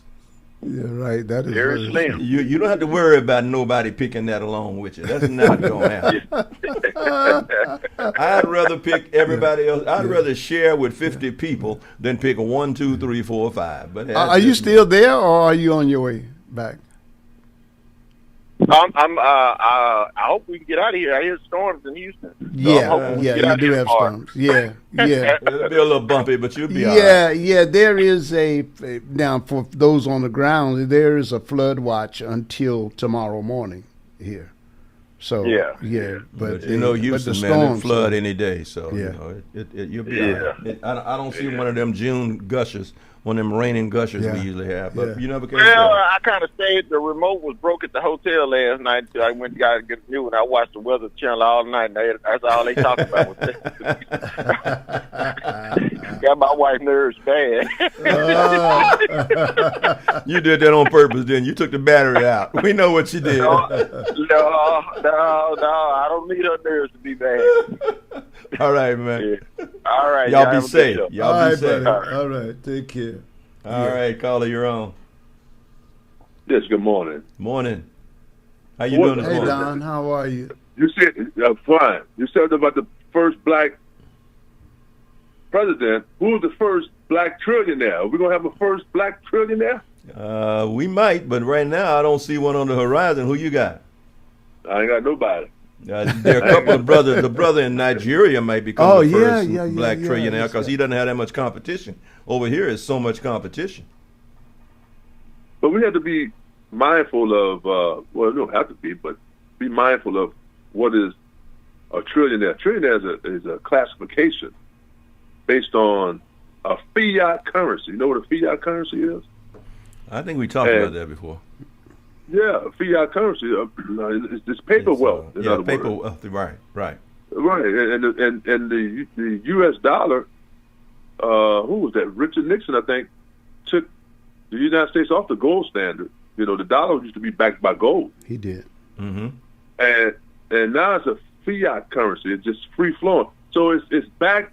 The dollar, the U.S. dollar, the legal tender is backed by the full faith and trust of the U.S. government. And you know, people don't trust the U.S. government now. That's right. That's the conundrum. That's what I'm talking about. And here you have people talk about voting doesn't matter. You're voting for representatives of a government, and it doesn't matter. They're gonna do what they want to do anyway. No, they can't. Not without the full faith and trust of the people to place them in that office. But you got a government that is removing, for instance, SNAP. People talking about they're reducing people's SNAP, right? Now, every dollar of a spent using SNAP program returns like $1.79. So the return is greater than the expenditure, and it goes across the board. You know, a healthier society with affordable care, There it is. Medicaid, Medicare, people able to go to the doctor. That reduces their stress level. Many diseases are triggered by stress. Cancer. Absolutely. Sure. Absolutely. Yeah. Right. So you know you have some way to go to the doctor and take your children to the doctor. That really releases the stress, reduces the stress, and it makes you more productive. American people are the most productive people on their jobs, not AI. AI hasn't induced in productivity. So what I'm saying is, if you have the full faith and trust of the U.S. government backing the U.S. currency, the fiat currency, the dollar, but now you're putting society in a general area of not enough stress, pain, not just inflation, but tariffs. You have to deal with inflation and tariffs. I'm sorry, Don. I didn't want to get too far off before I made this quick comment. When you talk about SNAP, and when you talk about things like that are actually SNAP, let me rephrase this. SNAP makes sure you can't buy certain things with SNAP. You can't buy cigarettes. You can't buy alcohol. You can't buy a lot of high fructose syrup products. Those are off SNAP. They make you have a healthier diet, whether you want it or not. And that starts how you feel day to day. That helps your immune system. And aside from just having a good diet daily, and that cuts down on your medical. And then that in turn makes you healthier to get up and go to work. So it's all around, and it starts with basic food and basic needs right there. And I just wanted to say that before we got too far off that. And I'm going to say this, I know I have to go, question of time. The dollar has no intrinsic value. You know, the dollar. No money has. It's getting less and less. No money, no currency has intrinsic value except the faith people put into it. That's why they are very clear when they say the faith and good credit of the good. What is it, Don? The good faith and credit of the United States or whatever. That's stock. That's not just money. That's stock. That's everything. Bonds, that's everything. That's right. That's right. But here's the thing: vouchers, Section 8. Housing vouchers do have intrinsic value. SNAP benefits do have intrinsic value. But we're going to give a fiat currency that says he's the first trillionaire, which has no intrinsic value, but we're going to remove the intrinsic value from our communities and society by reducing SNAP, which can, what you said earlier, brother, It can only go to purchase certain food items, agricultural items. Agricultural items which help the Agriculture agriculture. comes from land. Yeah, from land. Land man. it has intrinsic value. You're absolutely Okay, right. housing, You're real not estate making no more. has intrinsic value. Mm-hmm. But we are weakening our country behind a fiat currency with a government that can't be trusted. Okay, I'm gonna let you go on that because we're gonna get off into a big old hole. If you talk Yeah, about the yeah, government yeah, that can't yeah, be yeah. trusted. There's a lot to be said about that, Don. There's a lot to be We said about that, my appreciate it. We friend. appreciate it. Yeah. You know, my brother. Thank you for Okay, calling. yeah, definitely. All right, caller, you're on. Good morning, gentlemen. Thank you for Morning, taking sir. my call. How you doing? I'm Hey, good. Chris. Dawn, call as usual. Dawn always bring good knowledge and information. Absolutely. I'm just kind of curious. Y'all help me out with this. I want to speak on this, the young brother Carmelo Anthony up in the Dallas area. Okay. And and it's kind of puzzling. Why did the white mainstream media, y'all knew when the situation first happened, they were trying to paint all the negative pictures about brother Carmelo Anthony they could, putting bad information out, or lies, misinformation. And now you find this information out about, Austin Metcalf and his twin brother Hunter Metcalf, not to mention that racist daddy, that Jeff Metcalf. They go out there and track meet. Austin Metcalf was suspended from school. He should never been there. Then he have a documented history of being a bully. He's also known for had a sexual assault charge against him, and at that time he also was bullying females.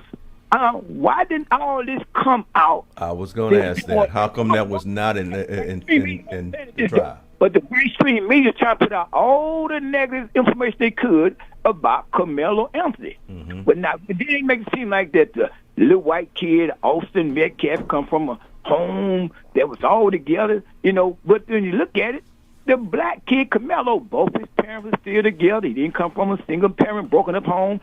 But the white kid did.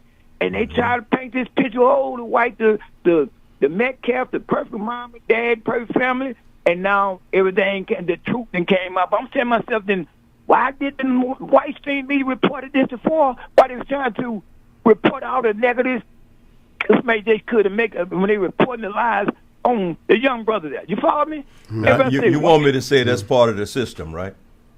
I know it's part of the system. That's what you want me to say. That's what you want me to say. I was going with this term. That's why it's so important to have media outlets like, the great 1230 K28, so we can put it out there ourselves and do our own research and put it out there. Absolutely. You can call in and tell us what we missed. You can call in and tell us what we need to be looking, and we appreciate it. Make sure you spread it. Make sure you tell everybody to listen to KCOH. You know how to get to us, right?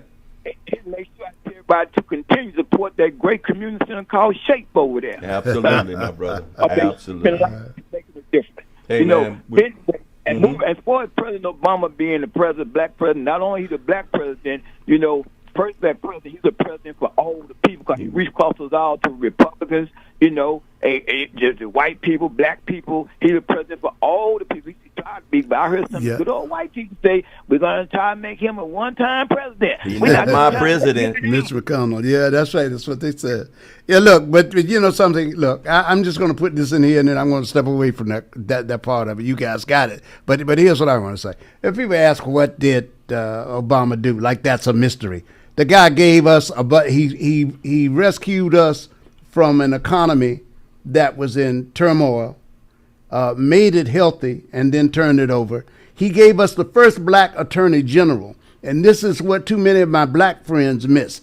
By giving us an attorney general who served at the pleasure of the president, he was able to have an attorney general who made even the local police departments accountable to the federal government through consent decrees. Through consent decrees. In other words, I don't want to confuse you, ladies and gentlemen. No, he didn't say that they had to report to him, but he's saying in order to continue to get our money, this attorney general had places like Baltimore, Maryland, and other places, other jurisdictions that had a history of violence, a strong history of violence, of having to clear certain things before they could proceed with whatever they had planned. It was the equivalent of the Voting Rights Act, of Section 5 of the Voting Rights Act. He said, before you can do this, you guys got to check with us, because from what we see from your past, you've not been fair to this group of people that you're controlling, and we're going to intervene. That's why the first thing, Chris, I apologize, but I just want to follow it up with an example. I just want to follow up with an example. That's why the first thing that Jeff Sessions did was to get rid of the consent decrees, because Donald Trump told him to. The little Keebler elf. Yeah, so that's what Obama did in the area of policing, but we don't. We sometimes miss that. That's all I want to say, guys. You got to get out the way. And for all those people who think they don't need affordable health care, y'all listen to me real good. Oh, Lord. This is why affordable health care is really needed. And it's not just for black folks. They think that black people won't need it. Because just last year, y'all remember the all-American little white girl, Mary Lou Retton, the gym. Yes, that's right. The GoFundMe page to pay for her medical bills, huh? Mm-hmm. And this Mary Lou Retton, white girl that's on America, got the Jim Gold medals on the Wheatie box, and that same white family had to go to the GoFundMe page to raise a funds for medical costs. I said, they say this, ladies and gentlemen, okay, if she needed, and she's supposed to be from a well-to-do family, what the hell make y'all think the rest of America don't need it as well? Let me ask you this before you go. Before you go, I got one question for you. How many gold medals did Mary Lou Retton win? One. Okie dokie. Thank you, sir. Appreciate your time. People think she won 50 gold medals, man. She won one. Yeah, she was the darling. Was she not? Yeah. Call her your own. Hey, good morning, Uncle P. Hey, DJ, what's happening, man? I'm fine. I'm the Cowboy fan this morning. Everybody's mad at me. So. The term watchman does relate to you, because you've been watching them lose for I don't know how long. Oh man! I'm adding you to it. I'm taking a list. I'm checking it twice. We got to search you. You came armed this morning. You came armed, bro. Well, you know what, Uncle P? I'm glad you just said that, because people do bash Obama, talking about that he didn't do nothing. See, that's old Negro looking with a rose-colored lens. Yeah, you're right. Because have they forgotten Obama was responsible for the Jobs Act? Yeah. And Obama was responsible for the Ledbetter Act. Yeah. And let's not forget, he introduced Pickford 2. He signed it into law. Yeah. Yeah. So don't say he ain't done nothing. And like it or not, before he got the Affordable Care Act passed, right, nobody had been able to do that. And it's certainly not, it wasn't a perfect act, but it sure lifted a lot of people out of difficult financial positions. He said himself it needed to be fixed. But why you're listing his accomplishments, let's list all the policies of Donald Trump. Okay, let's move on then. We got them all listed. Let's move on. Well, y'all already know how I feel. I told y'all everything they do is gonna crumble and fall, and it's still crumbling and falling. Yeah, and you're not talking about what he did last night, right? Because it's crumbling. Man, shoot, that's just another. That's a way just to kind of run. Mm-hmm. To run, you know how it is when you throw the stone and hide your hand and try to take off running. Yeah. But I still don't trust Israel over there. Israel is not. It's just like a child that a little brother that you go and start a very messy little brother that goes starts a fight, but then wants you to come in and help. Mm-hmm. Yeah, mm-hmm. yeah. Mm-hmm. But what I'm calling to say is this here, brothers. This Sunday, I believe, is Father's Day, right? Yes, sir. And in honor of Father's Day, I have a question for you and Uncle Pete. Okay, we got the term man, right? Mm-hmm. I want you all to give me 3 acronyms to take that acronym and make 3 acronyms. Give me 3 names that will be attributed to man.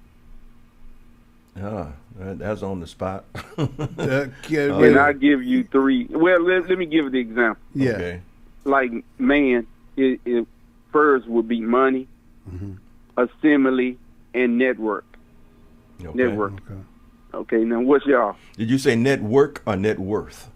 Networking. Networking. Okay. I wouldn't pick money first. Wow.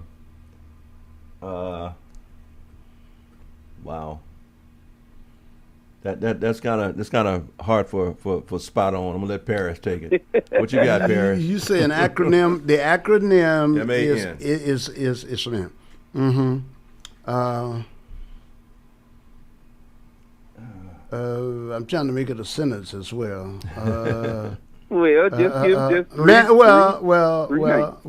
managing and nurturing. Okay, that's good. Well, what about the A? And I said, okay. I was just okay. Managing, analytical, and nurturing. I like that. And I want to prove a point. Do you all see the situation here?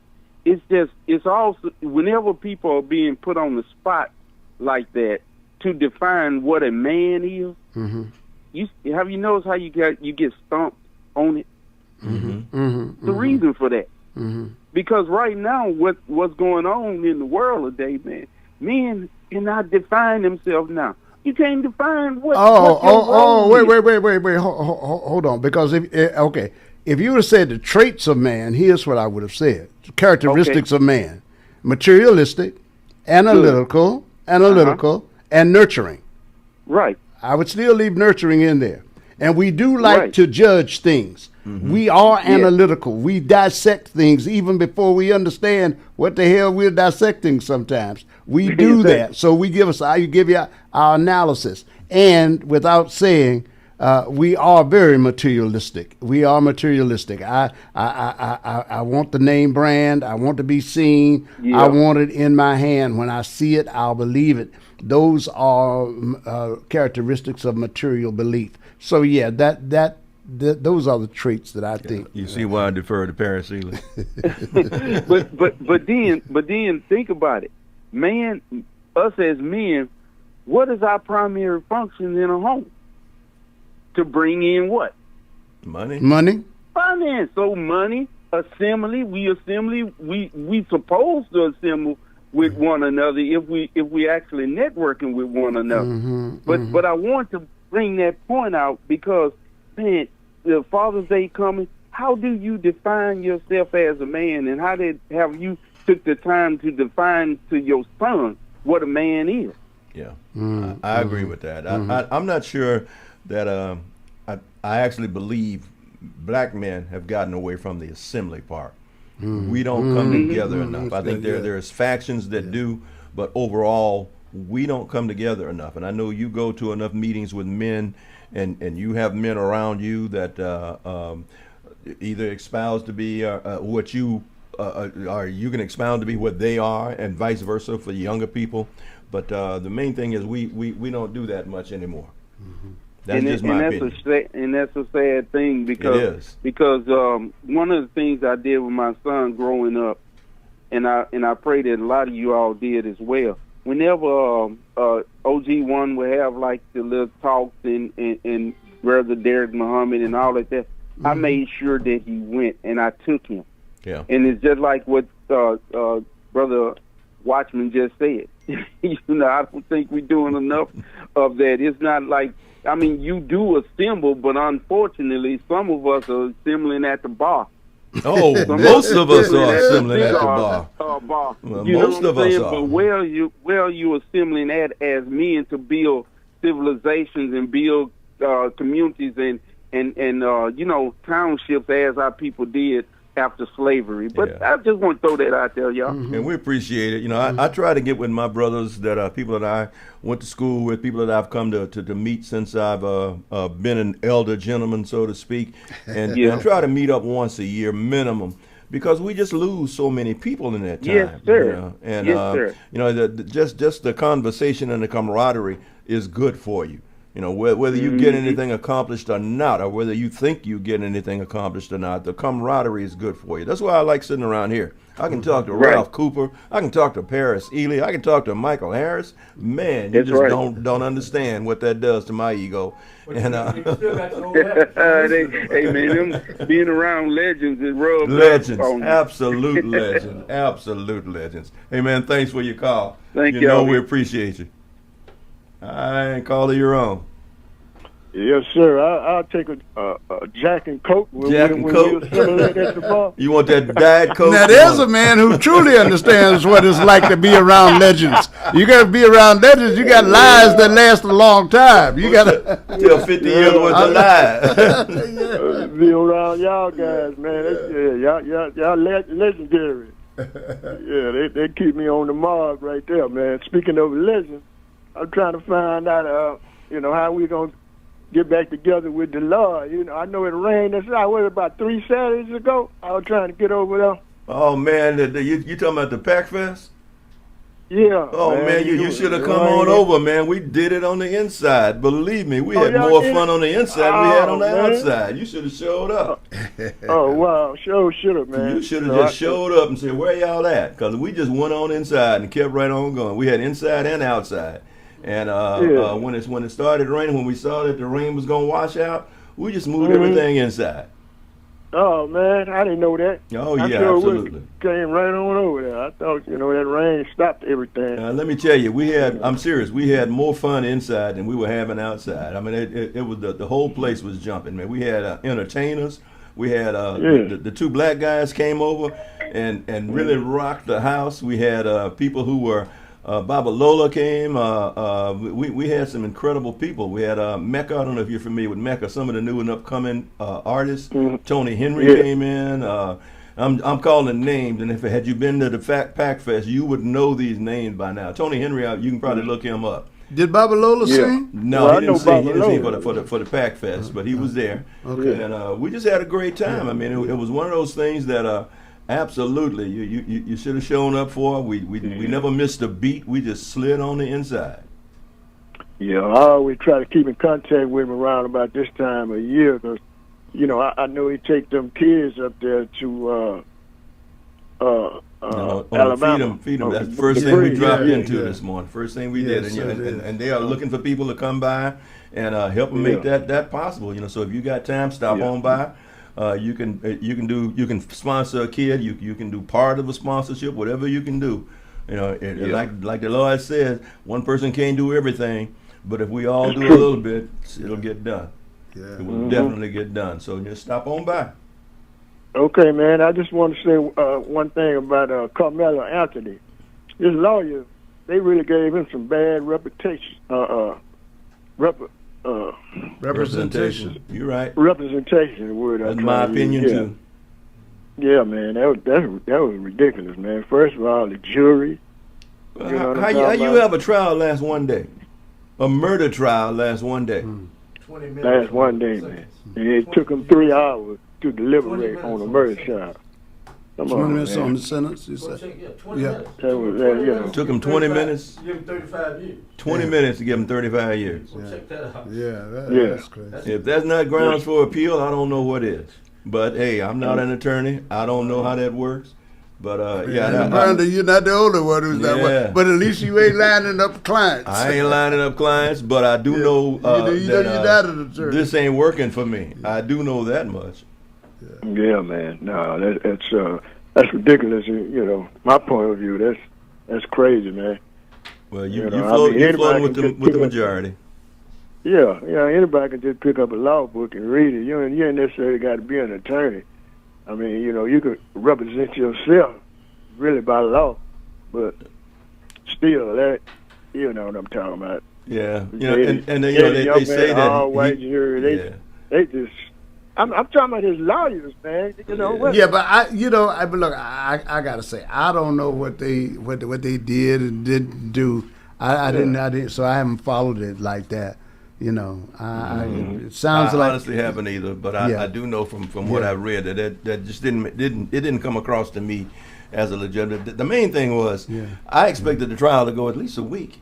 Yeah. At least a week. Yeah. You know, Yeah. maybe longer. Yeah. But, you know, I'm looking around, and not only is the verdict in, but the sentence is in one day. Yeah. Yeah. And I'm like, what happened? Yeah. You know, that didn't sound right to me. But, you know. All right, you good? Yeah, all right, fella. Tell Mr. Lloyd I'll be over there, man, and holler at him, man. Okay, I'm gonna tell him. Jeff ain't forgot I'm about gonna pass it on to him. He gonna be looking for you. You know the Lord. He gonna be looking for you. Thanks for calling. Thanks for calling. Yeah. All right. This is Paris Eley Morning Magazine. Yeah, we got Ralph. We got Ralph here with. Let's see. Okay, and we're looking for Gilbert here, and we are could be weather related here, guys. So yep, could be. Yeah, it could be. There's a lot of weather relating outside right now. Yeah, it is. I hate to be 30,000 feet up. Yeah. With your lifestyle. My lifestyle? Yeah, I'd be jumping. With your lifestyle. My goodness. Y'all got to watch these lifestyles, because okay, I got it. Just got it. You got him. You got it. Just got Yeah, it. Just got it. Just got it. So we got tips from Gilbert coming up. Yeah, we got tips from Gilbert coming up. Let me see here. We want to say thank you all for this time this morning, you guys. It's been fantastic for me as usual. Like I said, I get to stand in the same space with legends, with Hall of Famers. Bring some clothes to shape. What's that? Bring clothes. If you got clothes you need to give away, bring them where? To shape. Yeah. You know what? Well, these you won't.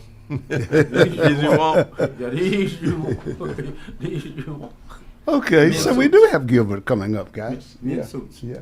Yeah, we got Gilbert coming up. We got, Thank you for this Ralph morning, Cooper Paris. here. Oh, I see. Oh, yeah, I know it's damp out there. You ready to go? You ready to rock this morning? You jetting this morning? I think I'm gonna run by the grocery store and run home and see how far I can fire up the Gas is going down. fireplace. And the Trump people say gas going down. Yeah, to $80 a barrel, but it was what does but it that was 60. mean? It was 60. But what does that? And- it was 60. And what does that mean at the pump? Yeah.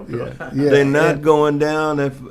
I'll be surprised. The only way they'll go down, in my opinion, is if the Chinese start selling their electric cars over here alongside Musk, the Teslas. And right now, there's too big of a tariff. There's a 100% tariff on Chinese electric cars. 100% tariff. Well, look, you guys, you know this. Think about this. When is the last time that a break has happened and you, as the consumer, saw the price actually go down? Because even if prices went down, they still got something else to tell you. And you know what they're going to tell you now? But look at all this equipment you guys messed up over here. It's going to take us a while, so don't expect to see. And you're going to have to pay for it. They're going to, yeah. They. I mean, in Qatar, in Qumran, I'm sorry, Aquam or whatever the other one is, right? There are 3 or 4 places over there, and those countries are already saying, well, you know, we can't pump gas, we can't bring this stuff back up, and then you got to demine it. So it'll be a while before they see all of this. Even after all that, like you said at first, we're going to have to pay for all that's happening. We're gonna have to pay for it. And I do believe that this president is going to work away. Now, he's going to show some places will probably see an immediate relief because the midterm elections are coming up. You really believe But he can't hold on to them. What about oxtails?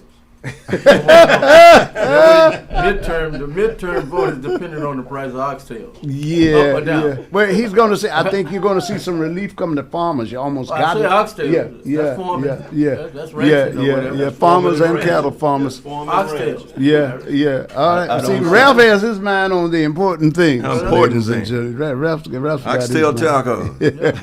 All right, Ralph Cooper at the end of the Gilbert Garcia show, tips from Gilbert, and then following Ralph, Michael Lawrence Harris, ladies and gentlemen. Following Gilbert, you mean? Following Gilbert, and then I'll see you tomorrow, but Ralph will see you at 1 o'clock this afternoon. This is Gilbert Andrew Garcia of A Tip from Gilbert, talk, inspiration, and prayer. Listen to my show every Monday from 11 to 12 on KWWJ 1360 AM, KYOK 1140 AM, KCOH at 1230kcoh.com, Sankeet Radio at 95.1 FM, 1460 AM, and Latino Sports. Call in at 832-570-8075 and follow me on social media. See you then.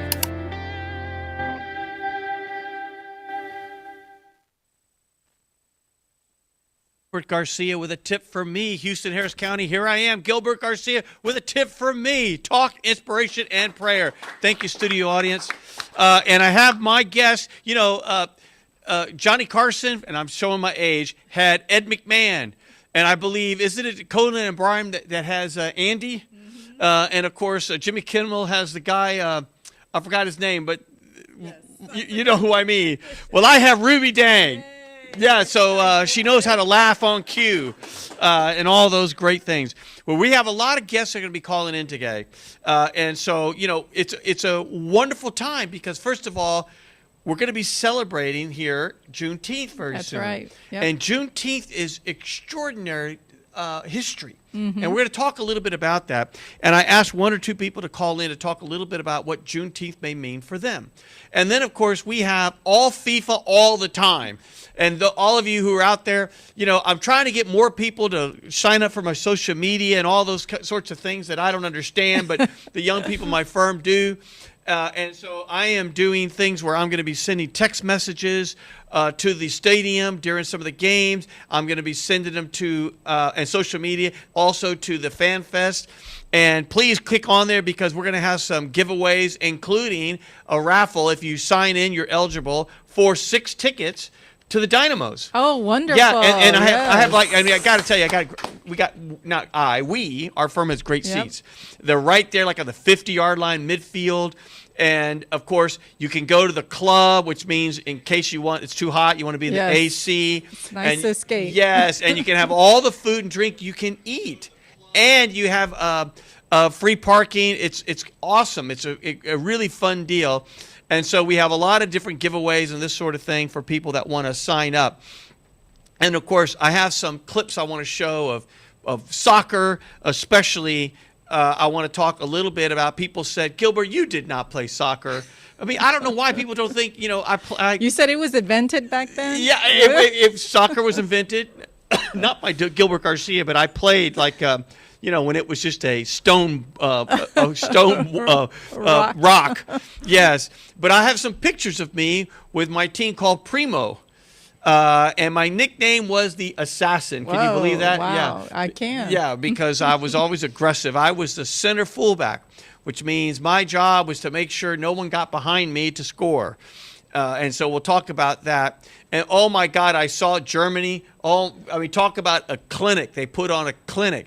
But again, you're talking about a small country, Curacao. Yeah. Hopefully I said it correctly. Yeah. And Germany, which has been playing soccer for, 200 years, right. Something like that. But my goodness, their passing is just fantastic. And I'm going to show 1 or 2 clips from my son's soccer because my son played soccer since he was about 3 or 4 years old. I think I have a picture of him when he was 3 or 4 years old playing soccer, and we'll put him on in a minute. And then, of course, I have him when he was in middle school, and we won the championship 2 out of 3 years. And that 3rd year, we got to the semifinals.